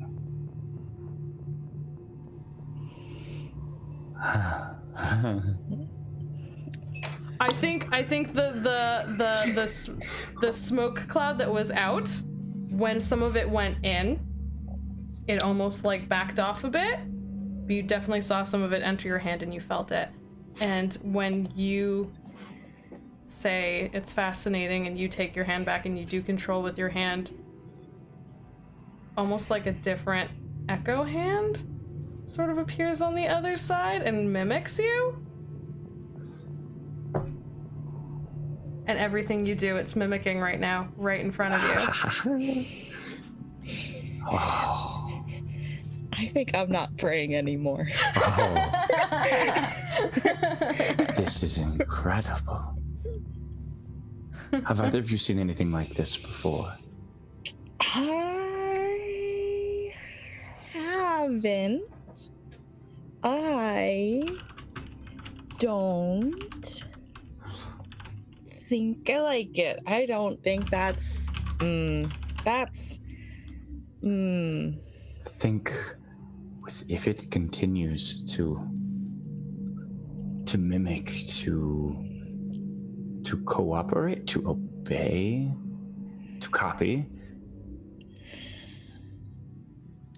Fascinating. Fascinating. The things I could do. I'm not supposed to do anything. Fear Not, like in the scenes where you are playing the thing, you don't play your person, you right? can play as Fear Not, yeah. As long as Fear Not's not interacting directly with the thing. If Fear Not's going to interact directly with it, you should release it and let someone else take hold. Okay. That's interesting. Okay. Sorry, I just wanted to double check that. Mm-hmm.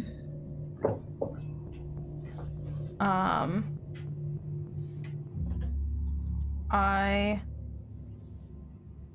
think on the other side of the barrier, the thing was still mimicking you. And then you sort of voiced that, and it stopped. And now it's doing a bit of a, like, reach for you. And you feel your hand shake a little bit. No, this is mine. You can't have that. I worked very hard on it.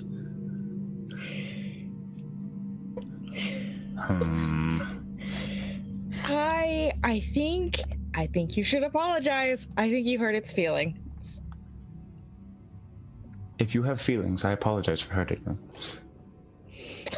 Shittiest apology in the whole world. That is not how apologies work. That sounds like... I think I learned the wrong lesson. Look, another one of my weak moves. Oh no, that's awesome. Oh man. Okay, I think I'm going to ignore the rest of my ritual because this is a little important, and that's one of my weak moves. Yeah, feel bad about that one, but you know. Good. And I'm going to step out of my circle, which, in retrospect, is a bad idea.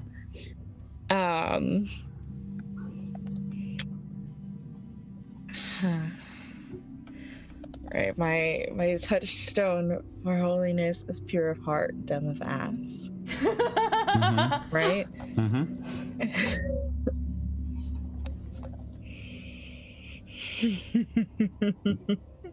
I think holiness would go up to the barrier in front of Zeb and go, "We've been here long enough. We appreciate you coming to visit, but it's time for you to go." Hands on hips. You're saying Good. this to the smoke? Yes. The smoke? Or sorry, fog. I'm just double checking what is written in our thing. Fog. It's a weird smoky fog. It's almost like a slightly burning fog. And it sort of waves back and forth, and as it does, there's the slight sound of not quite like wind, but some sort of questionable. It somehow sounds both wet and on fire. And it just stops and like turns towards, like sort of traces and gets as close to Zid's hand as it can. And then just like waves back and forth, and it's just sort of like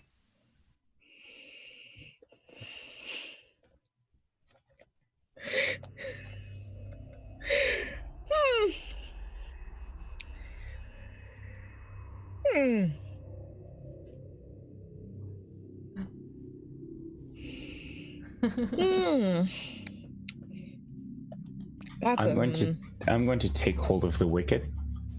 ooh. Oh no. Okay. I think we watch it serpentine for a few seconds, and then suddenly poking their head up over the cliff face is a masked individual. Oh no. With reins and bridle. And I think they just, moving very quietly, but very quickly, suddenly leap on top of this column of fog and attach these reins and bridle to it. And we watch it like struggles for a few seconds, and then like the individual yanks back, looks to us, nods, and then flies away on it. Ooh,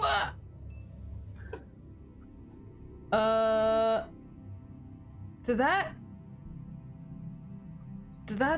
that person just capture that mist? I think I need a nap. That's an option? I need to know more. How does your hand feel? How does your hand feel? Stiff. Slightly. I will keep notes on this. Yeah, buddy, you do that. Like, that's... Something just tried to... You know what? Forget it. I'm not even... You know,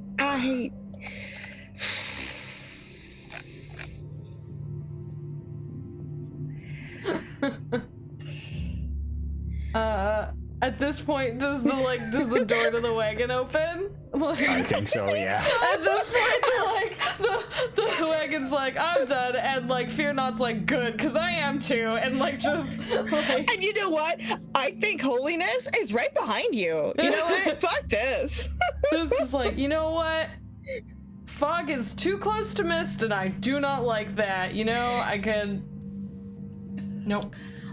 I had a terrible thought. Like, what if his hand comes off and just like... Oh, great. That's another thing we need to worry about. Man, you couldn't be like solving problems, not making more of them. Whatever, my dude. He said, walks in like munching on something, like on like a vegetable or something. What do we need to worry about? Oh, there's food outside. The wagon did the thing again. Not sure when. Fear Not just like shakes their head and walks outside, puts their hood back up, and it's just like goes out to get some food. Well, Zid pats the wagon friend and then like a good boy. You did it good. I think you bleed. I think so too. I think I like pat the wagon and I'm like, The price must be paid. Okay, I think I failed to banish that column. It sounds like it, yeah. I think. Failed to bind or banish something, yeah, sounds right. That didn't work out the way. No, that actually worked out the way I as the player thought. But Holiness is like, what are you doing? No, time for you to go. It's just go time. It's go time. Amazing. Oh, I mean, goodness. The only thing I could think, like, I wasn't playing Fear Not too much because yeah, because you took. But I do imagine they were frozen in place. Because once again, and that's why they didn't do anything. Yeah, because like, sorry, I have to do this. Happy 1 year 3. Yay. Thank you for 1 whole year, Mike. At your face. Come in and join us for this wonderfully aesthetic, amazing, creepy, weird story we're making that's been real good so far, in case you missed it. It's happening. Thanks for making that butt dance. I saw it. 1 year's the butt dance for anyone that missed it, so that's so good. It's perfect. Thank you. Yeah, I think because it was, what did I say, a fog? I think fog is a little bit too close to mist for Fear Not's liking, and Fear Not probably like literally was frozen in place. Valid. So am I allowed to say that they froze rather than they did a freeze rather than flee? Oh, absolutely. Okay. So I have another question. Did the fog come up to the cliff side or the gentle rolling side? I think cliffside. Oh, I thought cliffside. 100%. Okay, I just wanted to be clear. No, that's fair. I just want to know how trapped we were. Yeah. Not as trapped. Yeah, But that not dude the definitely exactly. just scaled the cliff. Yeah. Yeah. Yeah, which is like, it's double interesting in that way. Like, it's interesting because we were free to flee, but we didn't have access to our To our wagon. conveyance, yeah, to a wagon. Yeah, and so it came to us from like, it almost like proved that that cliffside is almost like a barrier. So almost like, once again, proof that wagon seems sentient and that they have this intentionally chosen safety net, like nest. Like, it's in this like very intentional location that's hard to get to, and even maybe there's a barrier here between areas. And that thing climbed up that thing climbed up that cliff and just rode the frickin' fog away. So, you know, was that one of the faceless people? That was the masked, yeah, faceless. Okay. Oh, I dig. And now we know they're fog riders. Or at least that one was. Yeah. They have fog riders among them. Good stuff, y'all. Good stuff. Times. Good times. Fog is haunted. You right. Yep. Yo. Yep. And now Whole game's haunted. this whole game is haunted. That's true. And now that masked yet faceless person is Is riding in the play. yes, Yeah. riding the fog like a wild stallion or something. So I have a thought for the next scene. Do it. I Yeah, think hit me. we cut in media res to the three of us strapped to the outside of the wagon as it barrels. Is it like barrels down like a narrow canyon inside, being chased by a swarm of something? Oh, do we have to talk about the contractually I will be taking. I have released the wicked, and I'm taking hold of the weird. Yes, tell me more. Tell me more. So this swarm is.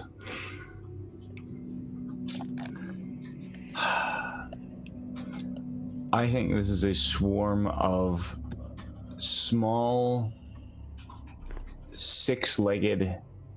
They look like, if you were to just see one, like at a glance, you'd think it was a small person, like a pixie. But I think they have six limbs, not four. There are no visible wings, but they fly. And I think they have one single violet eye. Oh. Have we I should clarify, they each have one single violet eye. There's not a shared violet eye amongst the swarm. Oh boy, that's an image. That's an idea for another time where they Yep. just pass it forever. That's a note for later. One shared violet eye. Have we interacted or seen this particular swarm before? And is the swarm different every time? Or like I don't know. I think this is probably what the contractually obligated swarm looks like. okay, this is I think them. that's what this is. Yeah. I think there might be more than one, or it might break up into pieces sometimes, But but this is what it this is. is When what the- contractually this is- obligated. yes.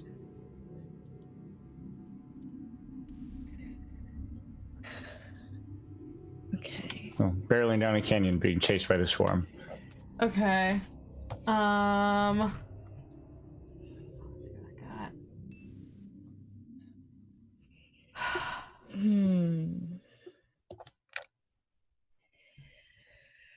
I got. Do we have in this world? Do we have Yes. like weapons? It sounds like if anybody does, it's fear not in this group. Yeah. I kind of want to do a weak move.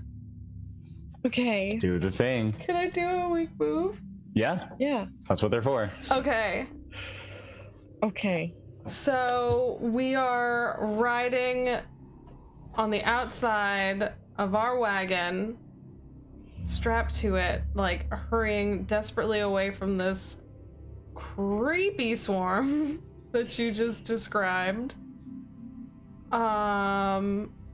And I feel like, you know, one of them gets a little too close for comfort and Fear Not's just like, hell with this, and like whips out some sort of a like really weird ass frickin', I'm trying to imagine, like almost like a small like hand cannon type of thing, and like goes to like shoot it to like clear a path in front of us, and like there's like a big and there's like smoke, and then instead it's more like there's more crap in the way, and we're like, hell no, damn it, and then like we like have to like lean in, the wagon has to do like a hard turn, like exactly like you described, where the wagon goes up on 2 wheels to try and avoid this problem that Fear Not tried to but made worse. When you say hand cannon, you mean like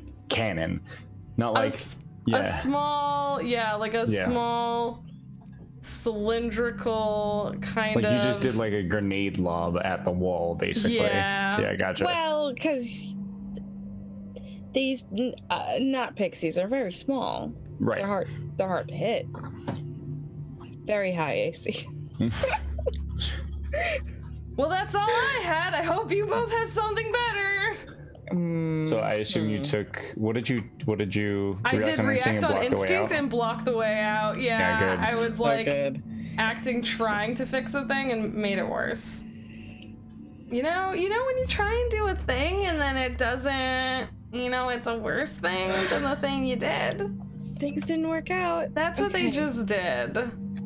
That's I love them so much, but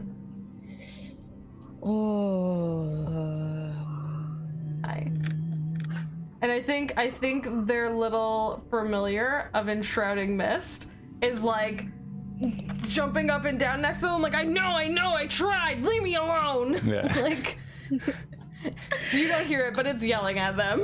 I think Zid is using that needle that we saw before, and he is just like, you see him like working furiously with it, like through the shadow he's casting. And then he reaches up and like pulls something off a needle and throws it like a net towards the swarm. I have just created something useless. I think I throw it at the swarm and I get like 2 of them. Well, I mean, that was something, Zid. Look, I'm working on it. I'm doing what I did. Start sewing rapidly again. Yeah, and I think Fear Not has like the hand cannons kind of like, like it's literally like a small just like thing, and they're just like trying to fix it. It's like jammed. There's no smoking in a bad way. Yeah, sparks and like the mist is over there trying to like fan it. Yeah, the mist is like trying to help. It's like going into the funnel and coming back out. Like it's. Okay, all right. I think Holiness is kneeling on the top of the wagon and praying, because what we need right now is a miracle, because this swarm is contractually obligated. And their union worked really hard for this contract.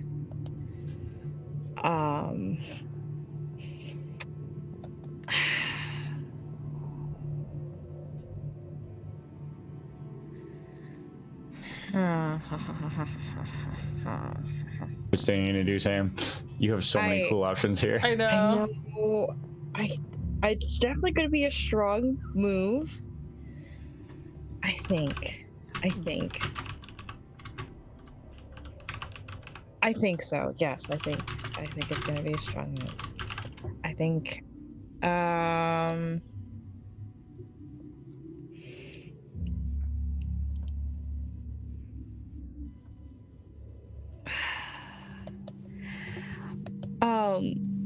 I think it's time to wield the power of divinity, and now I have to figure out what that looks like.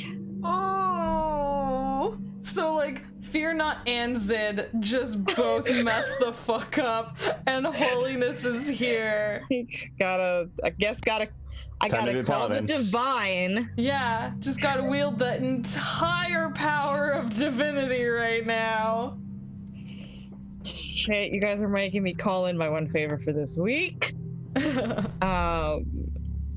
I think what that looks like is, well, actually, I think it doesn't look like. I think it sounds like. I think I've gone for very like accidentally audio-based divinity situation with the thunderous blood and the spring of songs. So I think it sounds like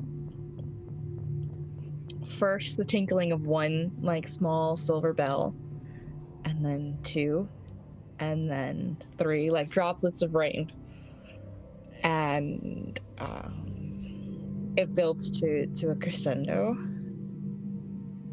of silver bells while I'm sitting there like, yo. I don't know how normal people pray, because I'm always like, help a brother out. Holiness does not strike me as a normal people. Yeah. It's not a question that really. Yeah. Holiness is definitely deep in prayer, and the sound of bells gets louder and louder and louder, and I'm trying to stay away from like normal depictions of like light for divinity. So I think the sound is just a wall of force. Ooh. So do we get the image of like the pixies swarming forward and just like splat? Like I think it's like a cartoonish, like vibrating, like when like when a cartoon character hits a bell and it's just like Yeah. it's like that, just a whole bunch of like vibrating. And I think when these pixies vibrate, they do make a noise. And I think it sounds like mushrooms. it sounds like what? Mushrooms. What? Whatever you think mushrooms would sound like. What? That's interesting. I have a question. Yes. Because you described it as like almost sounding like one bell and then two bells and then like a bunch of bells and then just like a really loud like bell. Was it almost like we saw like one pixie vibrate and veer off and then like two pixies vibrate and veer off and then like all of them, like, or was it like a wave through them, or like I was envisioning it like the bells are around us and they were very, very loud, but you can't see them because this has no visual component for the bells itself. And I think it's only when the pixies get within a certain range that they are affected. Ah. What you down, Q? What's happening? What's happening over there? I'm nodding. I dig it. I'm enjoying this very much. Okay. Yeah.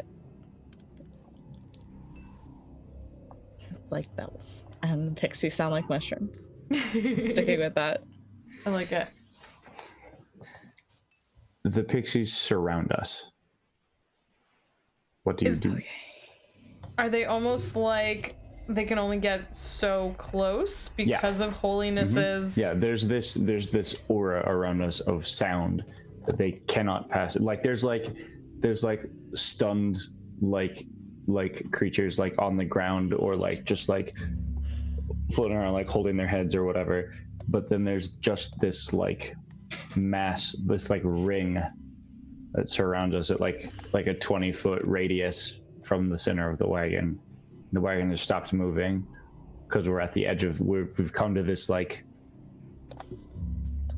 thing where all the rocks fell that Fear Not did. So we're just stuck in this group and forcing a change of plans. Okay. I have a move I could do. I'm ready. But I'm not sure how I want to do it. Like,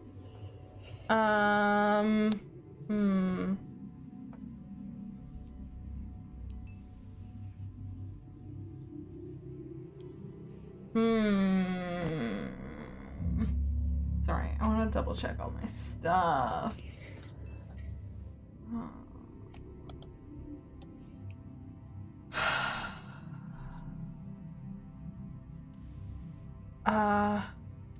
Okay, so I imagine I'm gonna make a hard move. I imagine that so is holiness like having to continue to pray? I think I'm effectively taken out right now in terms of Quick question, where are all of us on the wagon? I think I moved to the top. Yeah, okay. Cool. Yeah. I think I was like hiked out on a side, but I've had to return to the top because A, what I was doing did not work, and B, like we are stopped and together, and holiness is the only thing keeping it all off us right now. And I think all three of us are probably on top. Yeah, because I think that's the cool cinematic visual. Yeah, that we're like literally all on top, and like there's like this encroaching, like the swarm is just getting thicker, but it can't get in, but it's just getting thicker and thicker. And like I think Fear Not was still like fighting with their cannon and then just saw what Holiness did and was like okay, and like their little enshrouding like mist cloud is like moving really quickly beside them, and they're like, I know, hang on, okay, fine, and they throw down the cannon and they put their hands together, and their mist comes into their hands, and then they close their hands, and then the mist surrounds them, and then the mist surrounds you two, and then the mist surrounds the wagon, and we are going to escape leaving no trace, and we simply disappear and reappear somewhere else. Oh, that's so good. Oh. And then I think Fear Not passes out. I think Fear Not passes out, and Holiness like stops praying and shakes her head and is like, oh, I saw my lady and her laughter sounds like bells. Wait, where are we? Tell me more.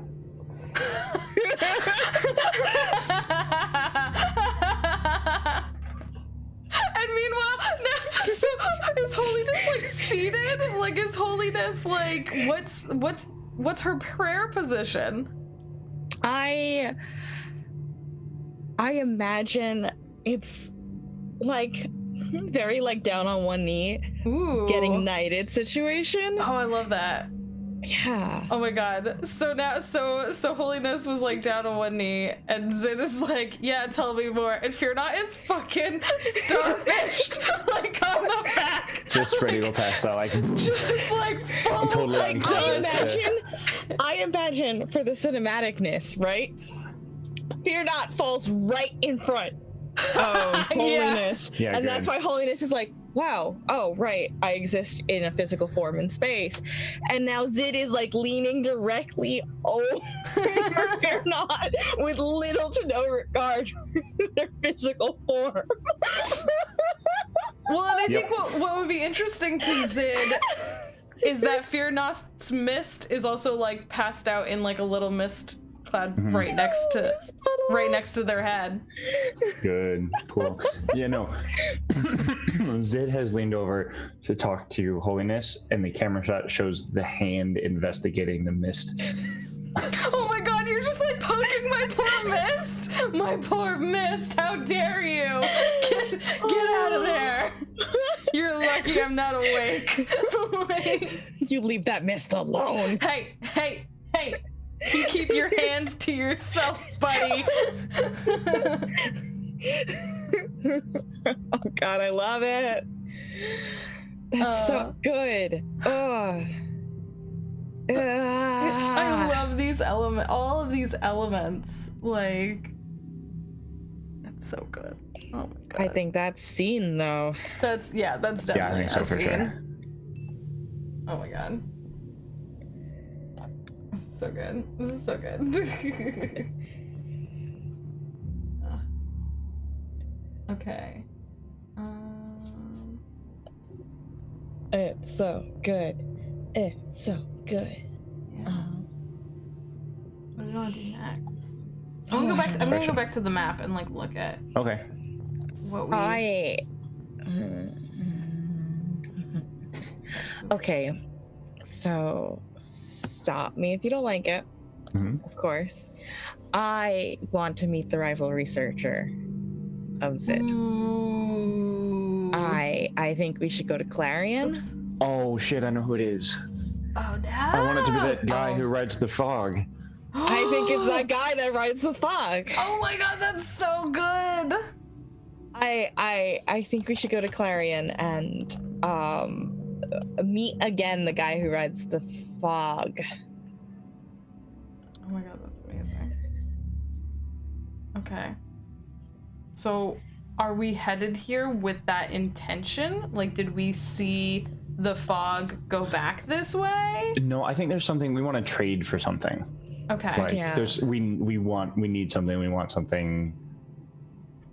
Stuff, clothes, like some material we don't cannon, have. ammunition. Right. We need to fix your gun. Like. Damn it. Yeah. That's true. I need another shadow needle. Like. Yeah, we have things we're looking to trade for. Mm-hmm. And I think I'm gonna pick up the Wicked for this one. Oh, yep. So I do think we come to Clarion, and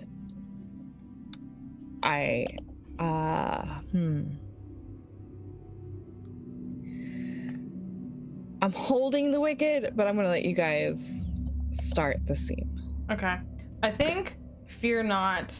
I think we're like headed here, and Fear Not is like talking to Zid. Like, thought you were like handy and stuff. You sure you can't help me? Like, I kind of got it working again, but it's not the same. It's not what it was. Do you want it to be a telescope? Because I can turn it into a telescope. No, I do not want it to be a telescope. Then I'm not the right kind of handy. Just the left.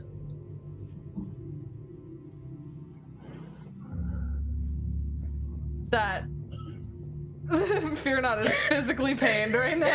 That is really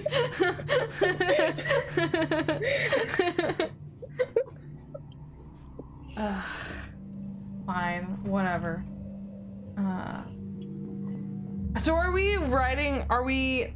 I think it's, walking the this is the rest two of of the us way? walking. I think Yeah, I think Holiness was like, all right, I'll watch the wagon. I'm gonna try to come up with a name, but if you see the most beautiful woman in the world, let me know. let me know.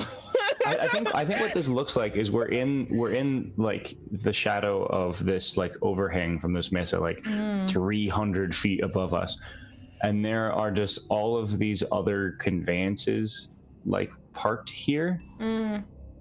Like there's nothing permanent, but like there's Does this look like dozens Burning Man? like Burning Man, or like the weirdest RV park that's ever been. Like.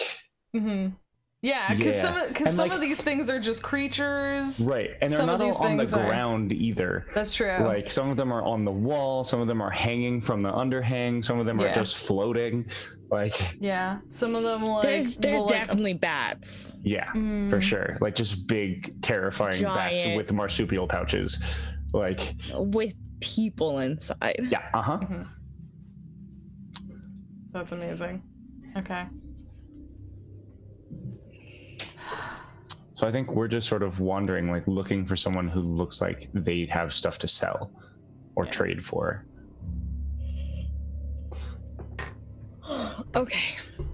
And since you're looking for trading, I think in this particular area there's hold on. Gotta look at the conveyance as I get real fast. Oh, good. Yeah, I think there's a magicopter. Yeah, that's exactly what it is. What? A magicopter, you know. One of those. Magicopter. No, I don't. Tell me more. And it looks like a like the bulb of a plant. And then on top there's petals like helicopter Good. blades. You have Gotta you cater have this come one for for me Jess. personally. You have come for me, and I. And there's space inside the bulb, right? And Right. it's Uh-oh. Sam? Oh no! I think we have lost a Sam. Maybe they might come back. They sometimes Zoom. Maybe it's just a second. Maybe it's just a temporary. Maybe we're gonna. Oh, Sam said in chat. 1 sec. Oh, we can see you. am I back? Yes, Okay. Yeah. you're back. Yeah. Yeah, I've been having weird internet issues. Oh, Uh You're oh. here. No, you're not. Oh no. Oh no! They are all lit up with the light of their divinity. Soon we're gonna start hearing bells. I gotta hear more about the flower copter. I and know, I need to whoever's hear more in about the it. flower capture too. Actually, when they were talking about the bells sounding like rain and stuff like that, I kind of wanted to look into the audio for. I thought you had found like a rain one. It is but a rain one. It does not sound like bells. Oh, okay. It's Too like bad. it's like rainy rain. Oh, okay, that's too bad. Soon we'll hear the bells. That's exactly And what then I we'll said, sound like Jason. mushroom. And then then we'll sound like mushrooms. well, but then we'll discover what mushrooms sound like, because that's a mystery that we all want to know. I think it's Louis Armstrong. I see trees of green. Oh my god, I have like just. I want to hear more about the flower copter. The theme. Please let us have Sam. Internet, Dear Internet, please Internet. return the Sam to us. please give us back our Sam. We need them. Let's see. Oh, they just dropped out of roll 20. Oh, No, they're back that's in. not. They're back in roll 20. oh, Eh? there we go. Okay, sorry there about we go. that. You're good. You're good. My You're good. entire internet just dropped. Your audio and video are not synced for me anyway. You know what? I'm not super surprised by that. Oh no, it's it's yeah, okay on- now. It's actually. okay on my end. Okay. Yeah. Whew. Sorry. It's Okay. okay. Don't worry about it. So flower Uh, copter. flower copter. And it's absolutely massive because there's like a small clan that's Okay. in this of masked, yes, faceless people. Oh boy. And they have a blanket woven of some sort of plant fiber upon the ground in front of this magicopter. And they have wares.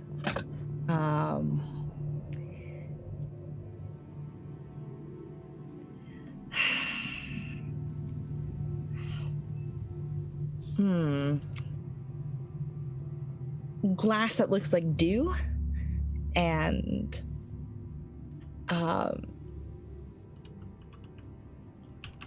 ooh.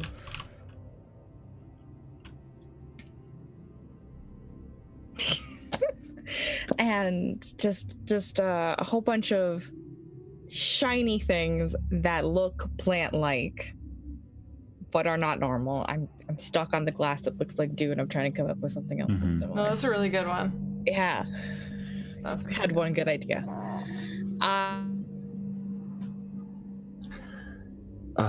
Please no. Please. Yeah. Please no internet. Internet. Definitely. Oh, Nope. You're back. It's okay. maybe. It's just a blip. Yep. Or it's not. Wait, they're back. Question mark.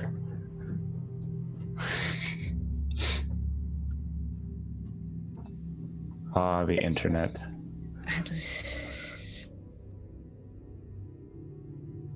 Internet, please.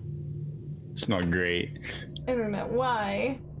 The some of the glass went like object. What? Oh. Good question.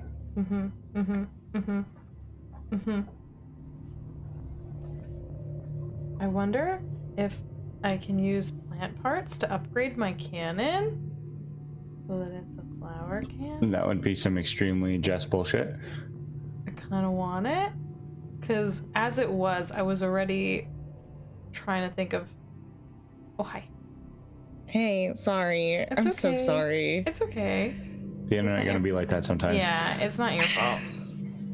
Yeah. Mercury isn't even retrograde anymore. I have nothing to blame this on.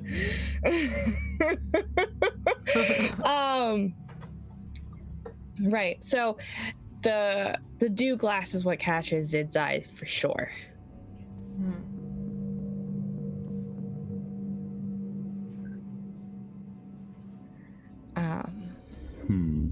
Because it refracts light interestingly. It absolutely does. Yes. Okay.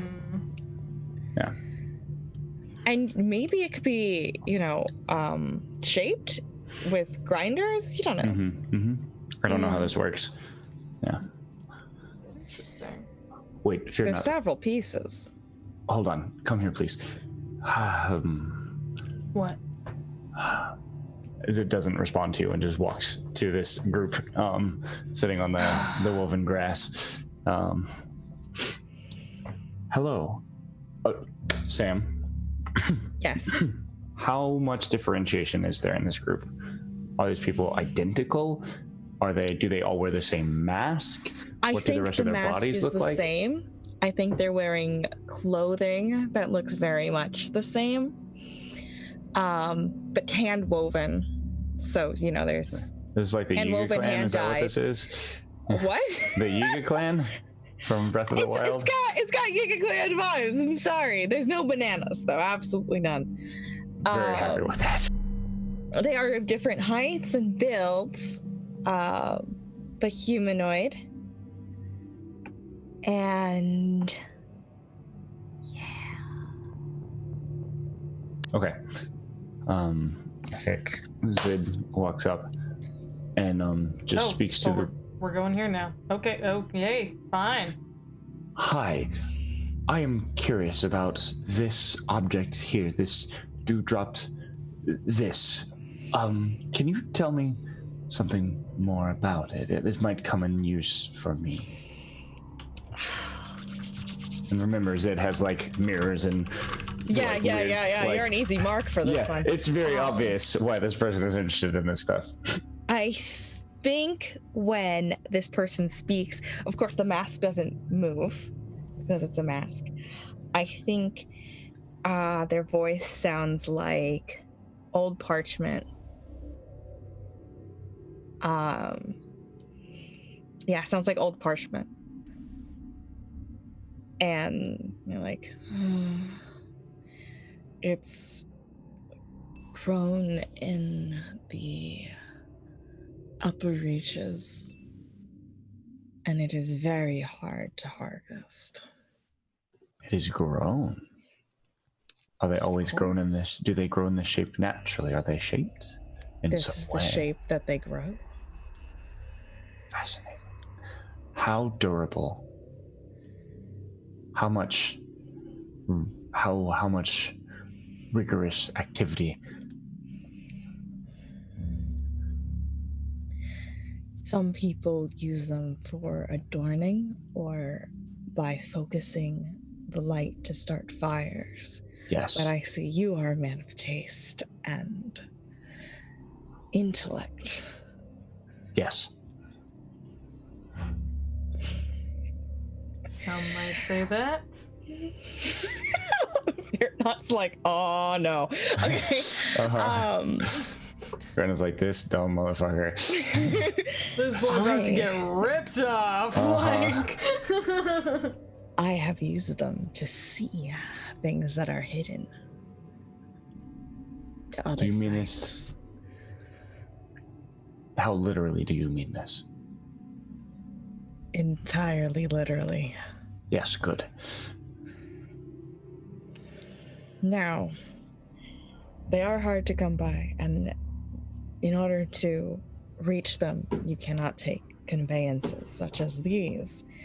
It takes someone very skilled in a certain type of mount to go to where they are. So, What type of mount? what do you have to offer? Well, no mounts. I'm just saying, this is a resource that is brilliant and can unlock all sorts of research.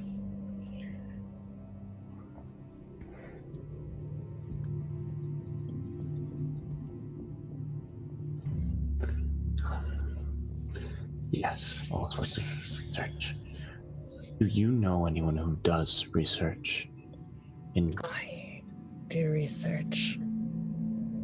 Do you? I'm using the move inflame the passions of others. Oh no! It's research talking time. Hold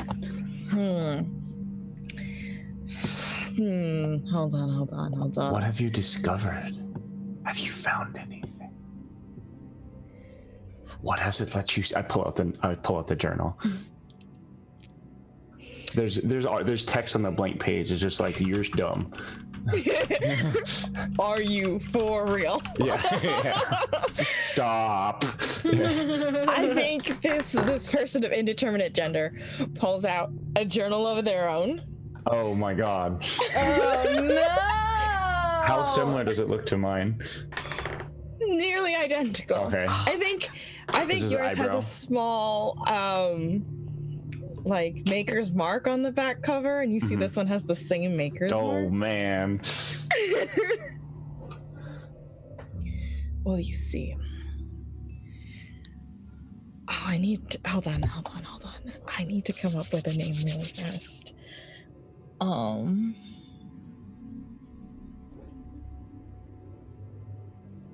What's the name of a volcano that exists in the world? In the real world? Dustin. Yeah. Dustin, we need you to. Help, Dusty.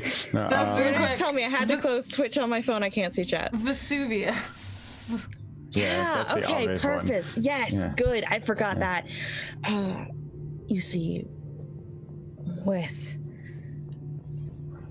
a Vesuvian stallion, I've been able.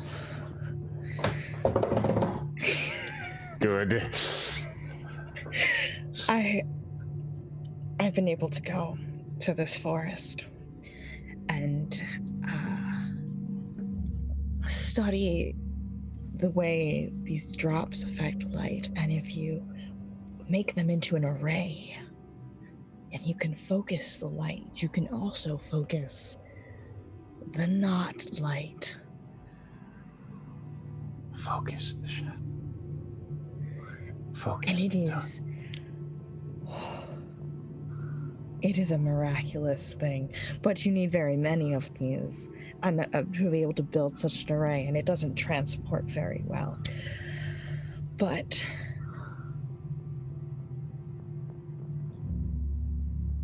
the things I have seen defy other explanations. It set me on an entirely new course.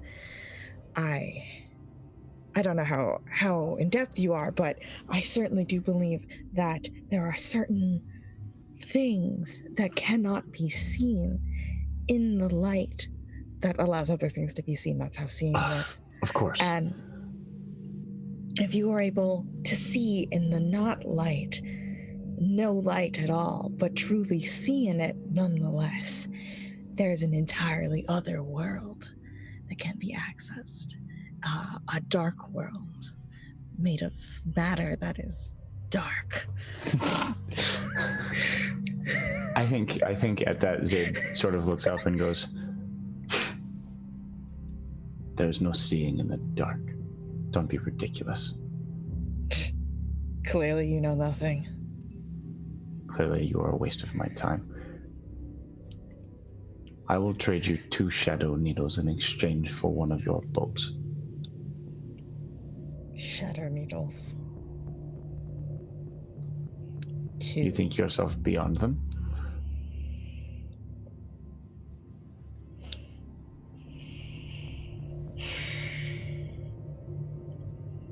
I think that what the dew glass offers is worth more than 2 shadow needles.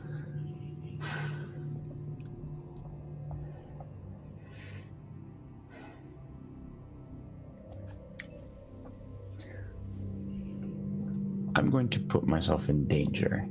Oh no. And the way I'm going to do that is Zid is going to continue to negotiate while Zid's left hand attempts to grab the glass. Oof. Okay, I think that this researcher is going to continue to haggle with you, but they're not alone. Sure. And a different masked yet faceless person dressed with the same clothing and the same mask, but thinner and lither and maybe smaller, definitely does see this. And I do believe they pick up the hand. Oof. Can I? Yes, you can do whatever you're gonna do, please. No, I just needed to get that reaction shot in. It's fair. I think it's probably too late. I was gonna take action and leave myself vulnerable. I was just gonna I was gonna step in and like see your hand, like, you know, them going for your hand and like go in to like stand in the way and then like hold out my huge ass like cannon, and so that it's questionable for half a second if I'm threatening them or not. Right. But then like look them right in the face and be like, do you have anything that can fix this? Because I really blew this fucking thing up. Like, I really just let it go. I think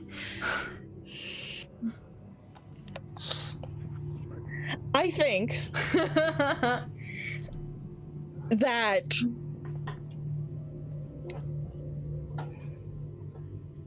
this person, the body language says that they seem unsure about how to proceed, but the incline of their head isn't looking at you, it's looking at the hand. Dang it. And I think what they say is, if you do not remove that hand, there will be no hands left to remove. Oh yeah, that thing just like, it's dumb. Hang on, it just like, and I go to like scoop up the hand. And I just like look over and I'm like, you're lucky I'm not making this worse for you. And I like, I turn to to my rival. Very well. I look forward to comparing notes again in the future. The hand like gently places the glass, like it, because it's in Fear Not's hand, it deposits it in Fear Not's palm and then like scurries down Fear Not's side. And back up like onto my shoulder. Perfect. I like the dude in front of me. I'm like, oh, this, and I like push it into him. They take it back from you. Yeah, I'm like, here you go. Now about my cannon. That's a good place. Though. Good. Yeah, is that scene? That feels like scene. I think that's scene.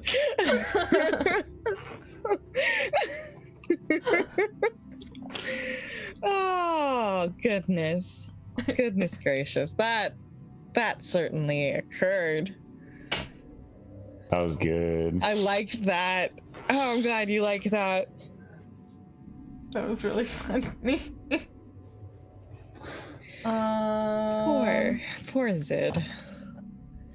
I mean, Zid has a lot of tokens right now, though. I can't help but notice. Zid has not made any strong moves yet.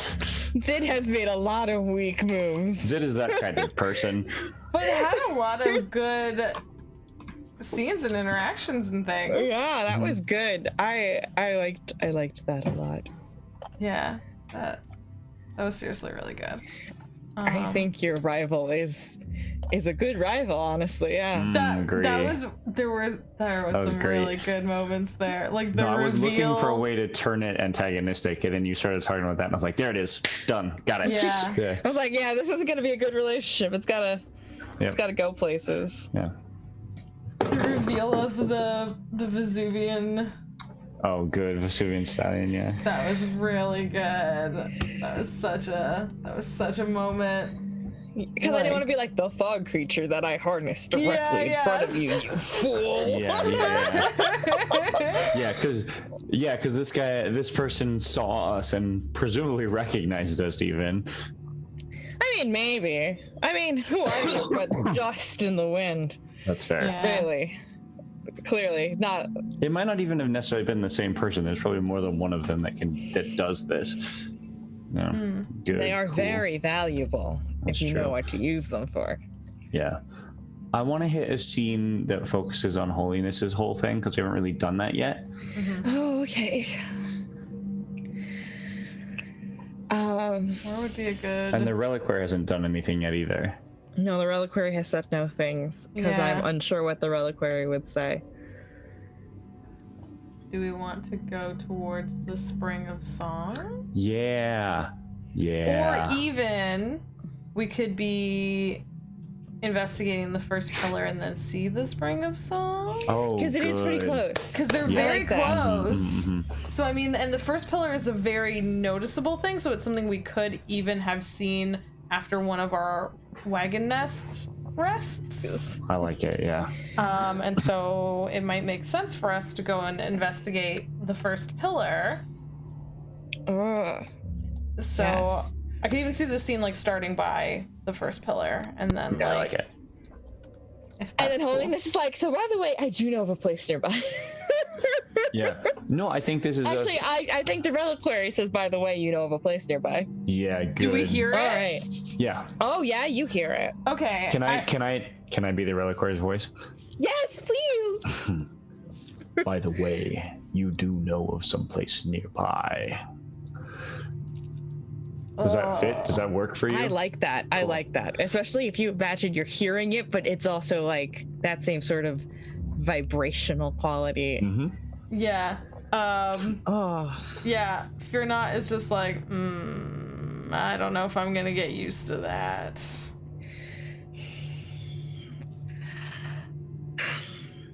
so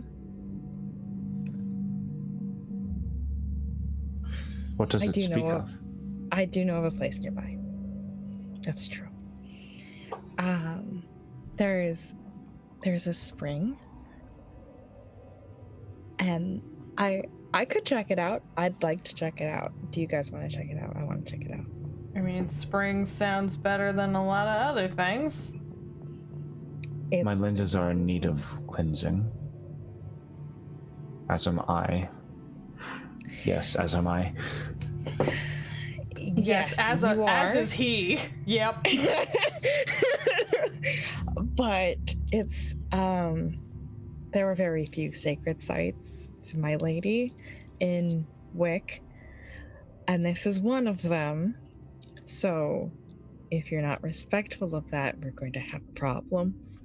I would ask for a definition of respectful in context, please. So that I can be sure to abide by the appropriate rules and guidelines. Okay, so when we get to the spring, there's going to be a pool. Do not befoul it with your filth. So you can't de-stank in it, bud. Is there a pool in which I can de-stank? There's a stream that runs off of it. You could de-stank in that, Acceptable, thank you. but not in the pool. Understood. I will not approach the pool. It's probably for the best. Is there any, like, do we have to do anything in preparation? Do we need to, like, request any permission to visit? Do we need to, like... let me just double check. And I think for this double checking ritual, I'm going to pull out a tuning fork. Oh, good. Right? And strike it with just my hands. And some of that, like, incense type smoke is going to come out of it instead of vibrations. That's so good. Does it come out in, like, vibrating waves? Like vibrating waves, Yeah. Oh my god, that's so good. I feel like... And I think it... I feel Go like my... Nothing. I'm just gonna say my, like, little enshrouding mist comes over to, like, investigate what you're doing. Oh, and I think this smoke swirls around us and the wagon in, like, a circle, and then points in a direction before dissipating as the fork stops vibrating. Well, that seems like a clear sign of where we gotta go.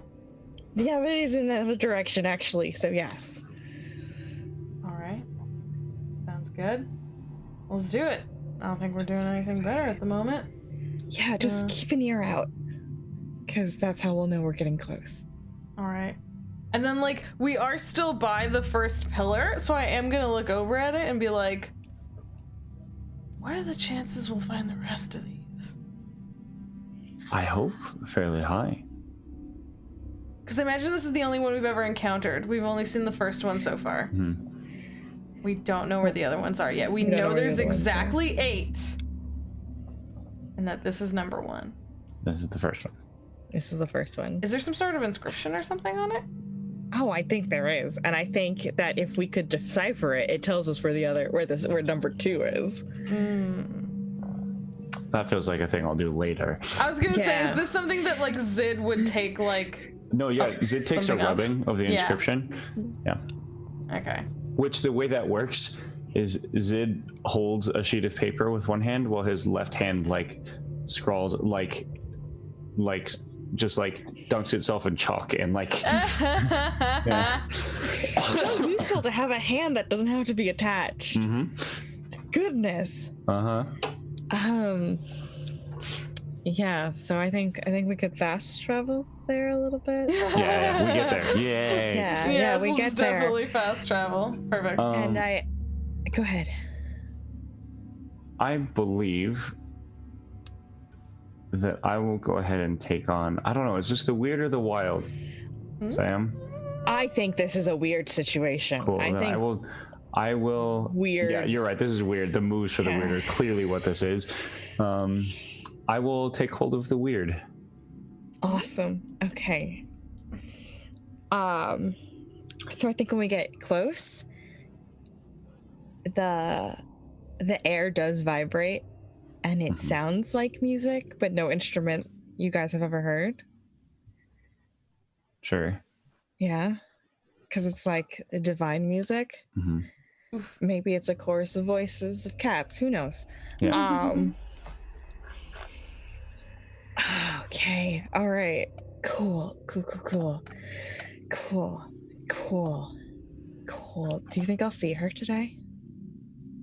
I mean, is this where you normally visit her? I didn't see her last time. Well, you know, better shot she's here this time, maybe. Yes. That does not seem statistically likely. I like your enthusiasm. Scribble. I think as the wagon continues to move closer, and I think we're all just like sitting on top of a way, like, and I think so. There's this music in the air, and it stays like it's like a repeating short like line of music, and as we get closer it just increases in volume ever so slightly as we continue to get close. Never so much that it's loud or makes it hard to hear, but it just becomes just that much more audible. And as we're listening, eventually on the edge of our vision we can see the pool, and it is, I think Zid was thinking of it as like kind of like a little like pretty small, like maybe like a few feet across type thing. No, this thing is like dozens of feet wide. It's huge. And there's like a waterfall that falls into it from a small rock above. This is like an oasis in the middle of like it's not a desert here, but I do think it's very like rocky, like a lot of other terrain we've described. And this is like, there's like for like a few feet around the thing, there's like lush grass and bright flowers and big trees, and we can hear when the waterfall falls in, it sounds like bells. Oh, you got me. Okay. And there is that stream, which is not a stream, it is a river. You felt that with your filth.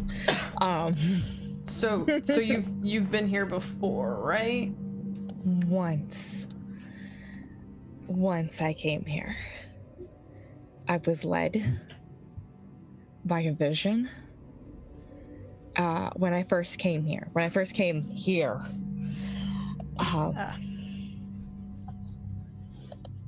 because I was looking for her. So you said you didn't find her last time. No, but When was the last time you saw her? like in the flesh, or If you're not just like furrows their What does that mean in brow at context? you. Yeah. Yeah, like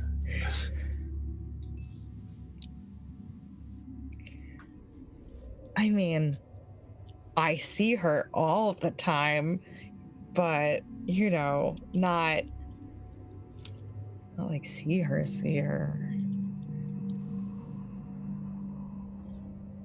okay. I mean, that much is clear. I've never seen this person. We've been traveling with each other for months. I'm starting to think that even if you were to see her, you wouldn't see her. That... I'm not quite certain what you mean. There's hope for you yet, but we'll find out. That part sounds reasonable. That part I'm like,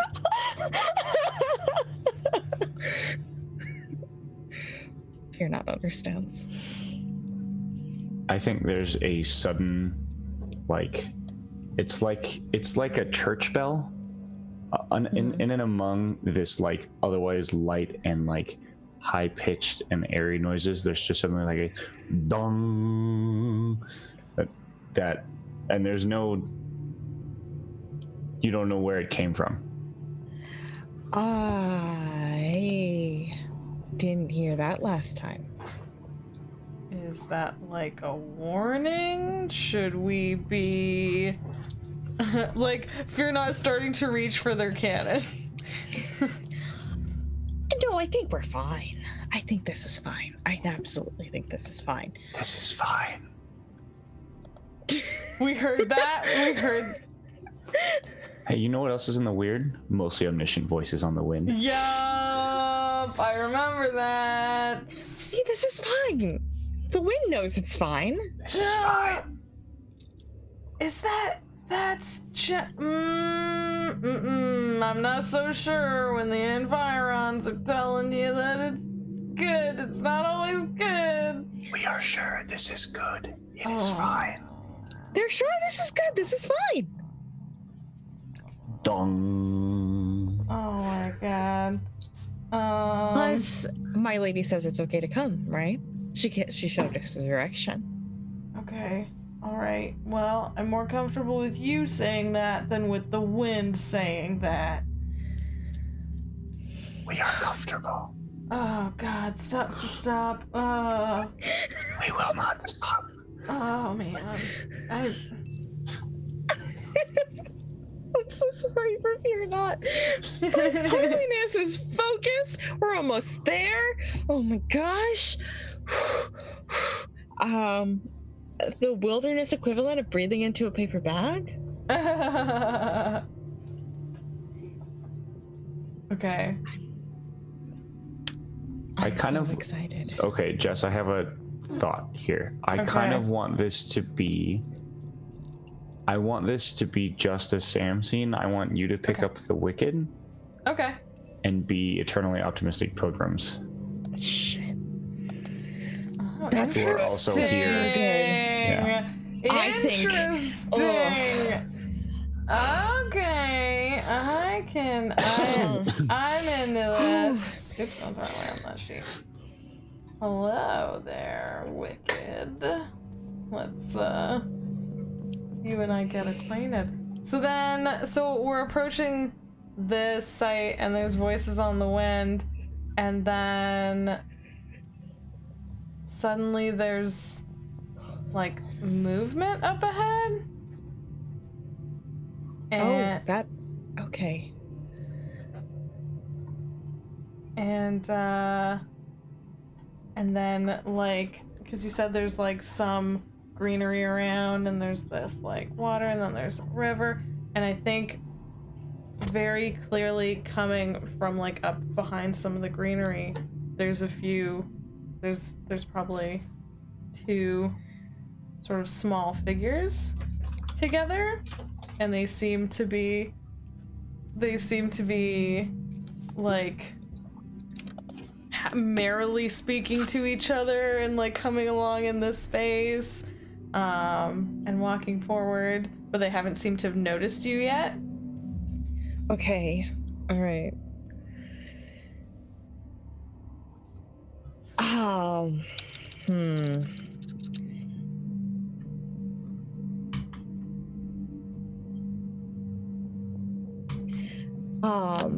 Okay, all right. So I think we're gonna experience an emotion that is not super optimistic right now, because that's not my lady. This is definitely not your lady. My lady is And you're not the only generally one not here. two people. How did these people even find this place? The wagon stops. Oh yeah, I am hopping off. I think Zid and Fear Not start to go, and then the voices just say, "Only one holiness that felt to her like sacrament. Only one holiness that felt to her like sacrament." Bruno's just like, yeah, I'm cool with that, and like stays And back. I think holiness that felt to her like sacrament is not.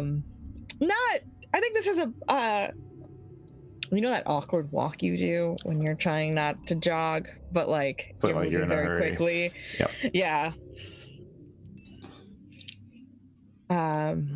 Is definitely walking to the water's edge.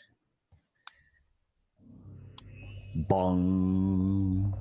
I think as you get closer, the people notice you, and I think they were like maybe down collecting something in the greenery, and they sort of both look up and they smile and they start to walk towards you.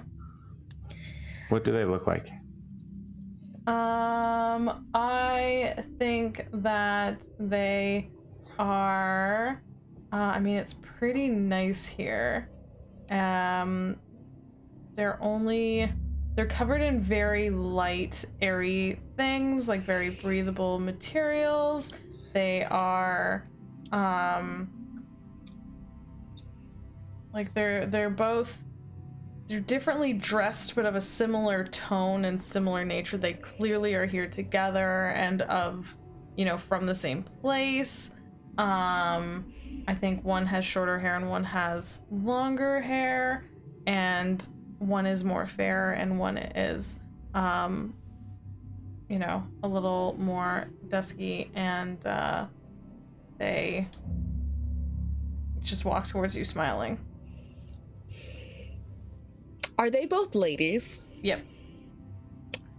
Fun. I was hoping you'd do that. Yeah.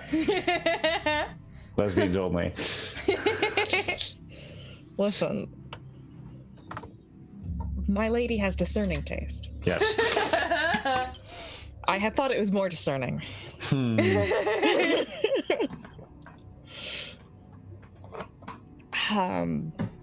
I guess I'm going to smile back. Let's see.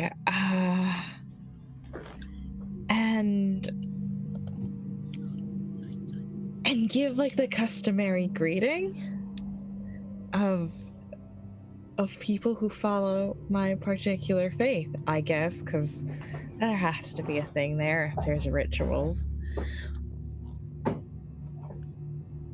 What's the greeting? What's that sort of like? You wouldn't say that. You knew one of us was gonna say it. Oh gosh, the improv game has come and made me do improv. Do you want me to do a thing? Sure. Okay. They see you smile and they're further sort of like this to them as a positive reaction, and they proceed forward. They smile and they nod and they say, "Welcome. Are you here to see the lady?" I am absolutely here to see the lady. She is here to see the lady. Yes, thank you. Oh my god, I love it. My name is Holiness. That felt to her like sacrament.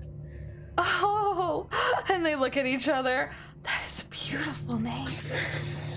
Thank you. It was given to me. Was it given to you by her? Yes. And they look at each other and they look back at you. You are truly blessed. They are very impressed.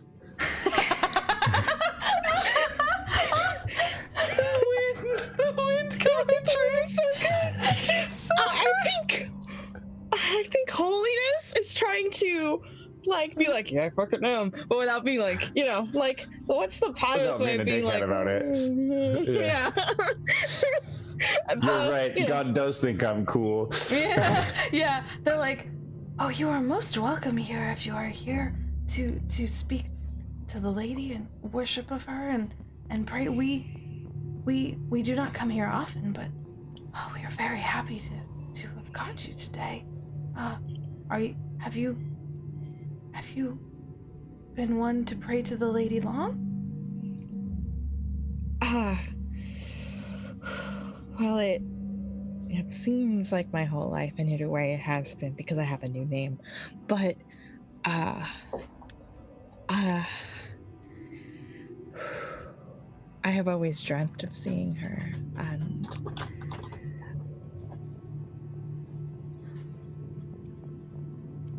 my formalized worship is fairly recent as time goes. She dreams frequently, most nights, several days. Oh. Does she visit you in your dreams? Sometimes. Sometimes merely the sound of her. They both cover their faces and they look at each other and like, "You are most blessed. We all pray to the lady, but she does not often visit us." Then those visits are even more sacred. Yes, you must come. And they both excitedly, like one of them even puts down the stuff they were holding and like, "Come with us, please. And they seem to want to usher you. Yeah, let's go. That can't be a bad idea. This can't be a bad idea. Stop! This is so good. You're killing me. Oh my god. Holiness left Fear Not and Zid behind, but if they were there, I'd be like, can't be a bad idea. Can't be a bad idea. I've decided mostly omniscient means like only states the really obvious. It's fine, just this is perfect. extremely agreeable. Listen, I follow all of the signs. And this is a sign, right? This is a whole lot of signs all stacked on top of each other. Like, they're all arrows pointing in this direction, obviously. Okay. So they lead you, and you see them sticking close to each other, and they're like whispering. I can't believe I know. Amazing. It's such a blessing. And they lead you back, and a little bit further back you see like a third lady, a little bit bigger, a little bit more of like a presence, and these two sort of like younger ones go running over to her, and they say, "We found someone. Someone is here. Someone who dreams of the lady often."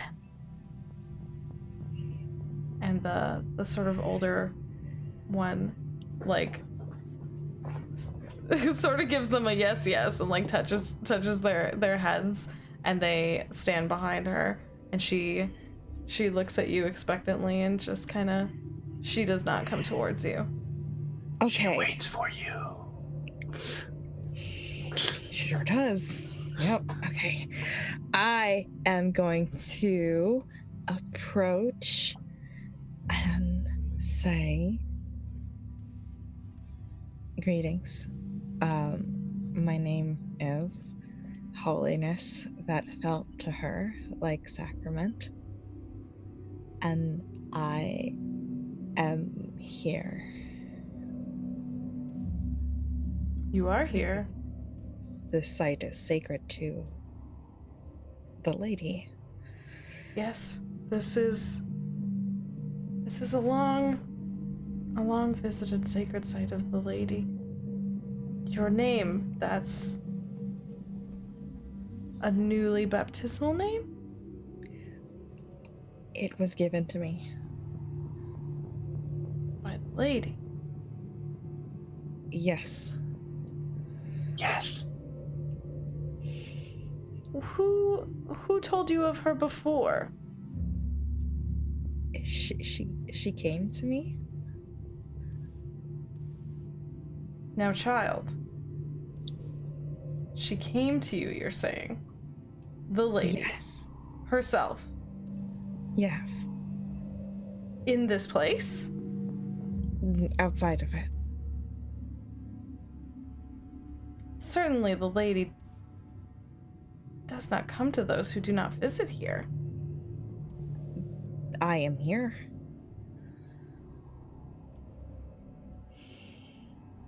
By what methods She is did you find? confused.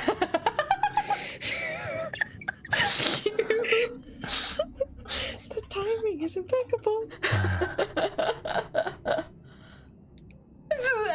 I think the woman is like, shh. She is annoyed.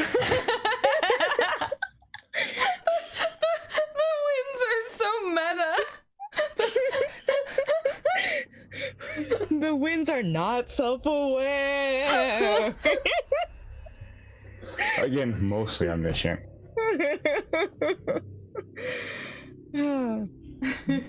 The meta winds. The somewhat omniscient meta winds. I came here seeking her. And have you found her yet here? In dreams.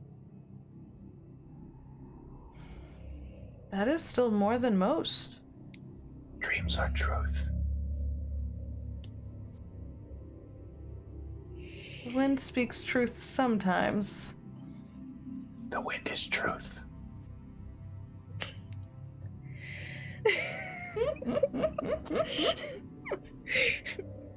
I think it's now Holiness's turn to be like,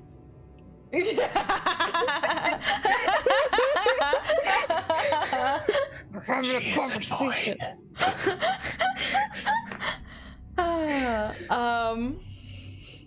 Yeah, I think she definitely, you could see when the girls came over all like a Twitter at her, she was a little bit like, yes, but now she's like listening to you a little bit more seriously and is like, our worship of the lady is one of faith. It is not one that we receive much response of. It is one that is handed down. And I must admit, some suspicion, that is too hard a word, but to hear of one who has spoken to her so directly, so recently? What does she say, if I may ask?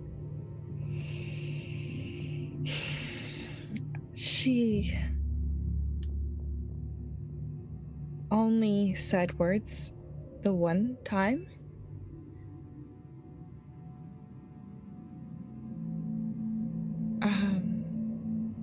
She smiles.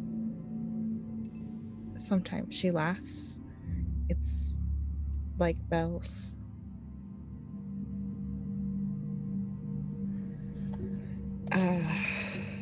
I had not known that her worship was so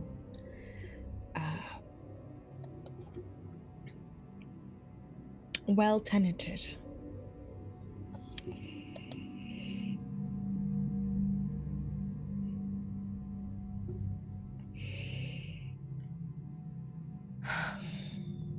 As I said, ours is one of faith. It is long handed down, and it is neither direct nor very clear. It is possible your lady is your own,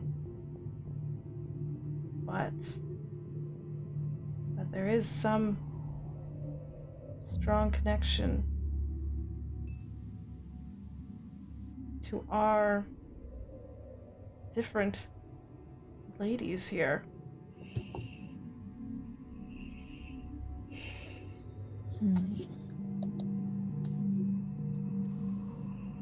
No one of our faith has spoken to Our Lady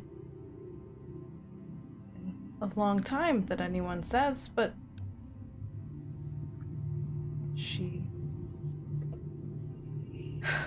we have not ever done bad to come here. Our belief in her has done us nothing but good, and we spread nothing but good. There are many women. There is one lady.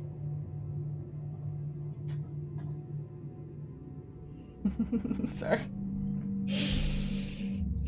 I think Holiness is like, doing the like pensive hand, because underneath the pensive hand is like, listen, the wind's right on this one. the wind's got this. The wind's...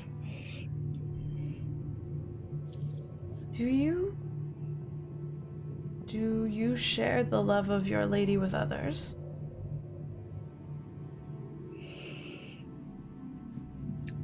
I have found few open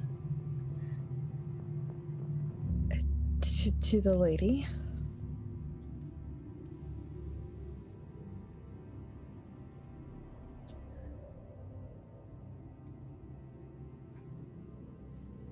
Our companions may not come here.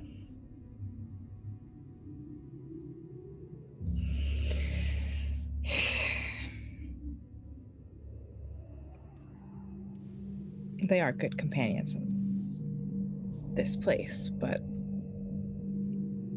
they may not come here.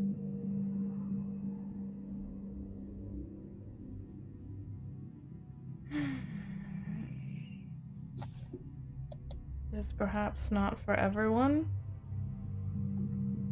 to benefit from faith. but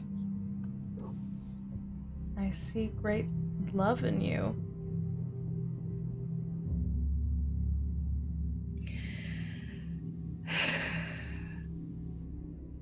Bong. Good bong, good bong. Hey, thanks. I've been practicing. Christmas is coming. You're ready. Hell yeah. Carol of the bells, indeed.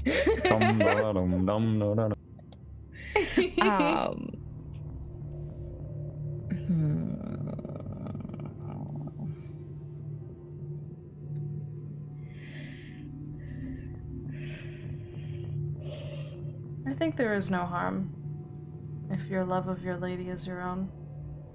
But it also does no harm to spread what light you can and share her love and sound. Is that something that you do?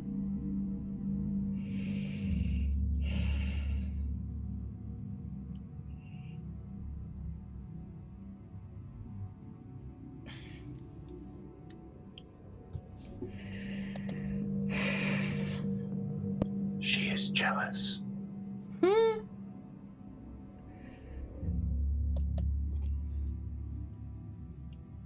I serve the lady as best I can in all ways.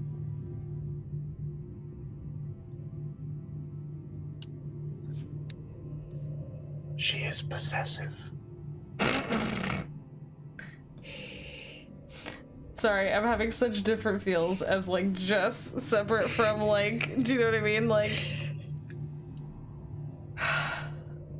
I'm having to hold back so much snark right now.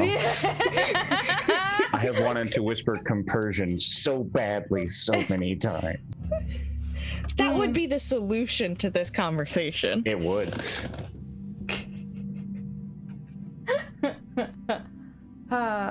Well, it seems we differ on many matters, but should you need, if any of our faith of Our Lady comes upon you and you share your knowledge of this place, they will likely assist you, if that is something you need. We will go and leave you for now, so you may have your own communion with her. You have my gratitude, and if I may ever be of aid to you or yours, I shall be. I don't want to do a full, like, nun, like, come on, girls, let's go now. Like, I'm so, Do like... it! Does she just turn around and I think she just turns around and they all walk away. Yeah, okay, good. Yeah, thank you. Because I'm like, I don't want to, That's like... the vibe here, right? I didn't want to nun this, you know what I mean? Like... Well, I think they turned into very much like wing people, right? Like when she walks away, they're going to follow. The cue is very what are they apparent. gonna do? Like, not go with her? This is extremely like Titania with her, like with like the court. Yeah.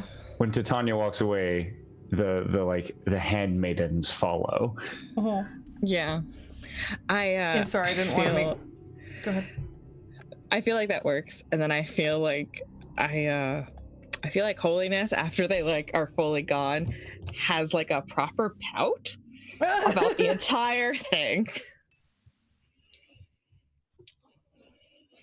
I'm sorry. I was trying to make it separate and make your thing so your own good. thing. Like, It was so good. I was trying not to tell you what happened with your religion, I swear. No, it was good. She's just like, these motherfuckers think they know my lady? Clearly, I'm special. And they can't tell me what to do. I was called here. First of all, I want to be polite, yeah. but I'm not gonna embarrass my lady. But maybe you don't know her. I think the scene ends with Holiness, like, you know when you have a shower conversation? Mm-hmm. Yeah. And like you don't talk out loud, but you're like, Yeah. You know? You're having like a Does that whole for, like, ass conversation. Like I do the other thing where I talk out loud in voices. But yes, I understand. There are people in my house a lot of the time, so, you know, you don't want to have to explain yourself. Sound is important to my lady, so, you know, sometimes you have to just... And then I think I think it ends with her, like, getting her act together and, like, kneeling beside the pool and looking in. you see anything? I think she very much wants to see something. Tell me, Sam. Yes. I know you described holiness briefly. Remind me, what does holiness look like? I imagine her to look... I think plain is the right word. You know, not unbeautiful. Sure. Average. And I think after her travels right now, she's not clean physically. Sure. But she dresses simply. Go ahead. Nothing. You said after her travels she's not clean physically, and I said, what about Forgiven definitions? Sorry. Go to you. I'm so sorry. Forgiven definitions. Apparently, their lady and my lady are different and may have differing opinions on the cleanliness of my soul. And what Even though I cleanliness means in this context. here, looking for the most beautiful woman in the entire world, because we're gonna be together forever. Gosh. You see your reflection. Your hair is brown. Your hair is not brown. Your hair is silver. Your hair is silver. Your hair is silver. Is my hair silver now? Your hair is silver. Oh. What do you do as I alter something irrevocably? I should note, your lady's hair is silver. This is a blessing for me for sure.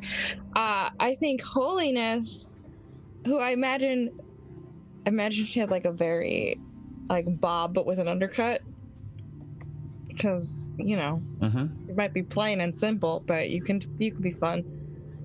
So I think she's gonna touch her hair and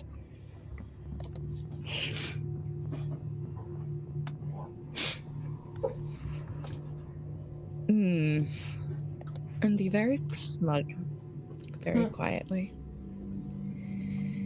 I don't think she's the sort of person who's gonna be like, my hair is silver. To that matronly person who doubted her and looked upon her with suspicion. But oh man, that's a feeling. Let me think. I think what she's going to do is... Keep in mind your moves. I think she's going to cut a lock of her now silver hair and place it into the pool as an offering. Good.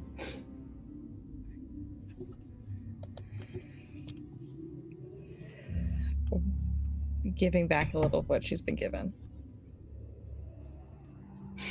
I feel like you hear a very distant bell. It's not bong, it's No. ding. Yeah, like it's very light, like a small silver bell.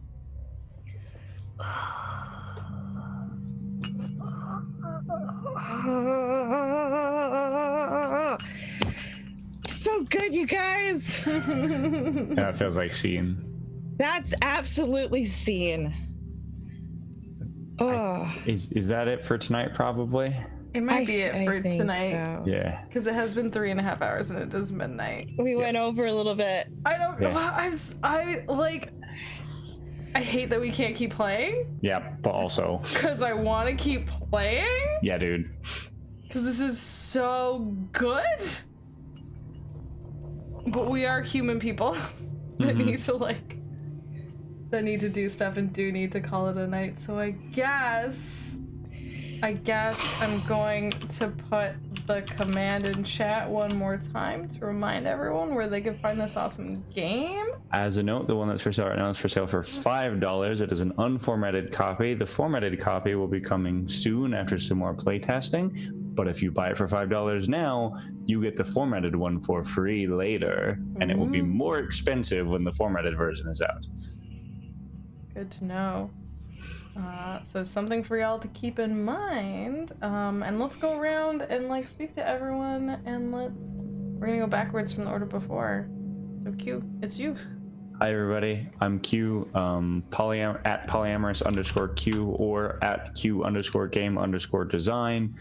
You can find me in either place. One is my personal thing, where there will be lots of politics retweets and bad memes, and the other one where there will be lots of talking about games and stuff. Yeah, that's me. Go buy my stuff. You can find it on itch.io or DM's Guild. Awesome. Do you want to do favorite moments? Oh God, how do I pick? Seriously, I don't know. It's really Lord. Lady. Valid. Favorite moment. Jeez. I think it's got to be when we decided that the wagon when we just figured out the wagon as a whole, the whole building the conveyance was just so good. Yeah. It was very, very good. It makes me want to go back and look at it again. Sorry, I'm awesome. But yeah, this game is awesome. Thank you so much for letting us play this with you. I'm glad I could. Thank you for facilitating. We get Sam's turn. And it's Sam's turn. Yeah, I'm Sam. You can find me at SamUndomiel, UNDOMIEL, on Twitter and most places. I don't have anything for sale or anything, so that's a good place to plug. Are you still podcasting or streaming anywhere? I am. I don't stream myself. I do have my podcast with my best friend from high school. If you guys are interested in the show Ghost Adventures, the one with Zach Bagans, we are watching it from the beginning of what's available on iTunes, and I would call it a lighthearted roast. Cam would call it a labor of love. And if you want to find us, it's called Stop Running From This. We're on Twitter at SRFT, Stop Running From This Podcast. We're on Instagram at Stop Running From This Podcast, and wherever podcasts are available. And we're fun, I think. I enjoy listening to it. I don't know if that means anything. And I had such a good time. God, picking a favorite is really hard. Picking an unfavorite is easy when my internet just went out on its own. That's valid. Strong. That is, very, very valid. Very, very valid. I think my favorite part is both the times I have heard Jess describe Fear Not, and when we get to the feathers. Oh, that's so good. It's such a good visual. It's I want to just put my face in it. Same. I mean, maybe if you ask real nice. I feel like Fear Not would absolutely say no under any circumstance. There's no Fear Not does not circumstance seem like the type. in which they say yes. I know. Jess just wants to appease you, but Fear Not would probably just put their hood back up, and just look at you and walk away, like that's no. a good way to get shot. Amazing. Okay, I guess I don't know. It's so hard to choose a favorite. I actually love Q, you tweeted that we did a 2.5 hour call before this game to work on our characters, and every moment where we were that. One of my favorite things is just finding the term for the look that Q wrote, scarred and feathered, and just being oh, now that's so good. Oh my god. And there's so many moments like that. And Sam, when you did the when you did the pedal helicopter, and obviously, and then B, when you brought up the Vesuvian steed, the Vesuvian stallion, was such a perfect, even though I knew you were going to do that, even though I knew you were going to do the callback, it was so good. The word choice was just so. Yeah. Thank you. Oh my gosh. Oh. Yeah, it was really, really good. And then Q doing the meta wind. Oh my god. And it went from okay, it's telling us stuff we don't know yet, to okay, it's just repeating stuff. Okay, now it's just rubbing our faces and stuff. What is it doing? Oh my god. Yeah, with the really good timing. That was amazing and hilarious.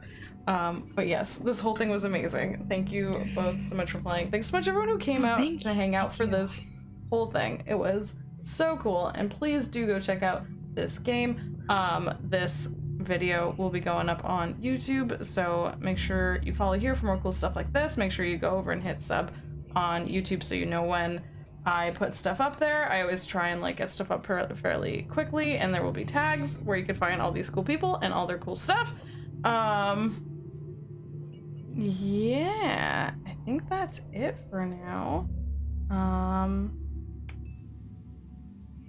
hope y'all have a really good night, and I think y'all are all super cool folks. So thanks for being here. Let's play more games together. Until next time, have a good night.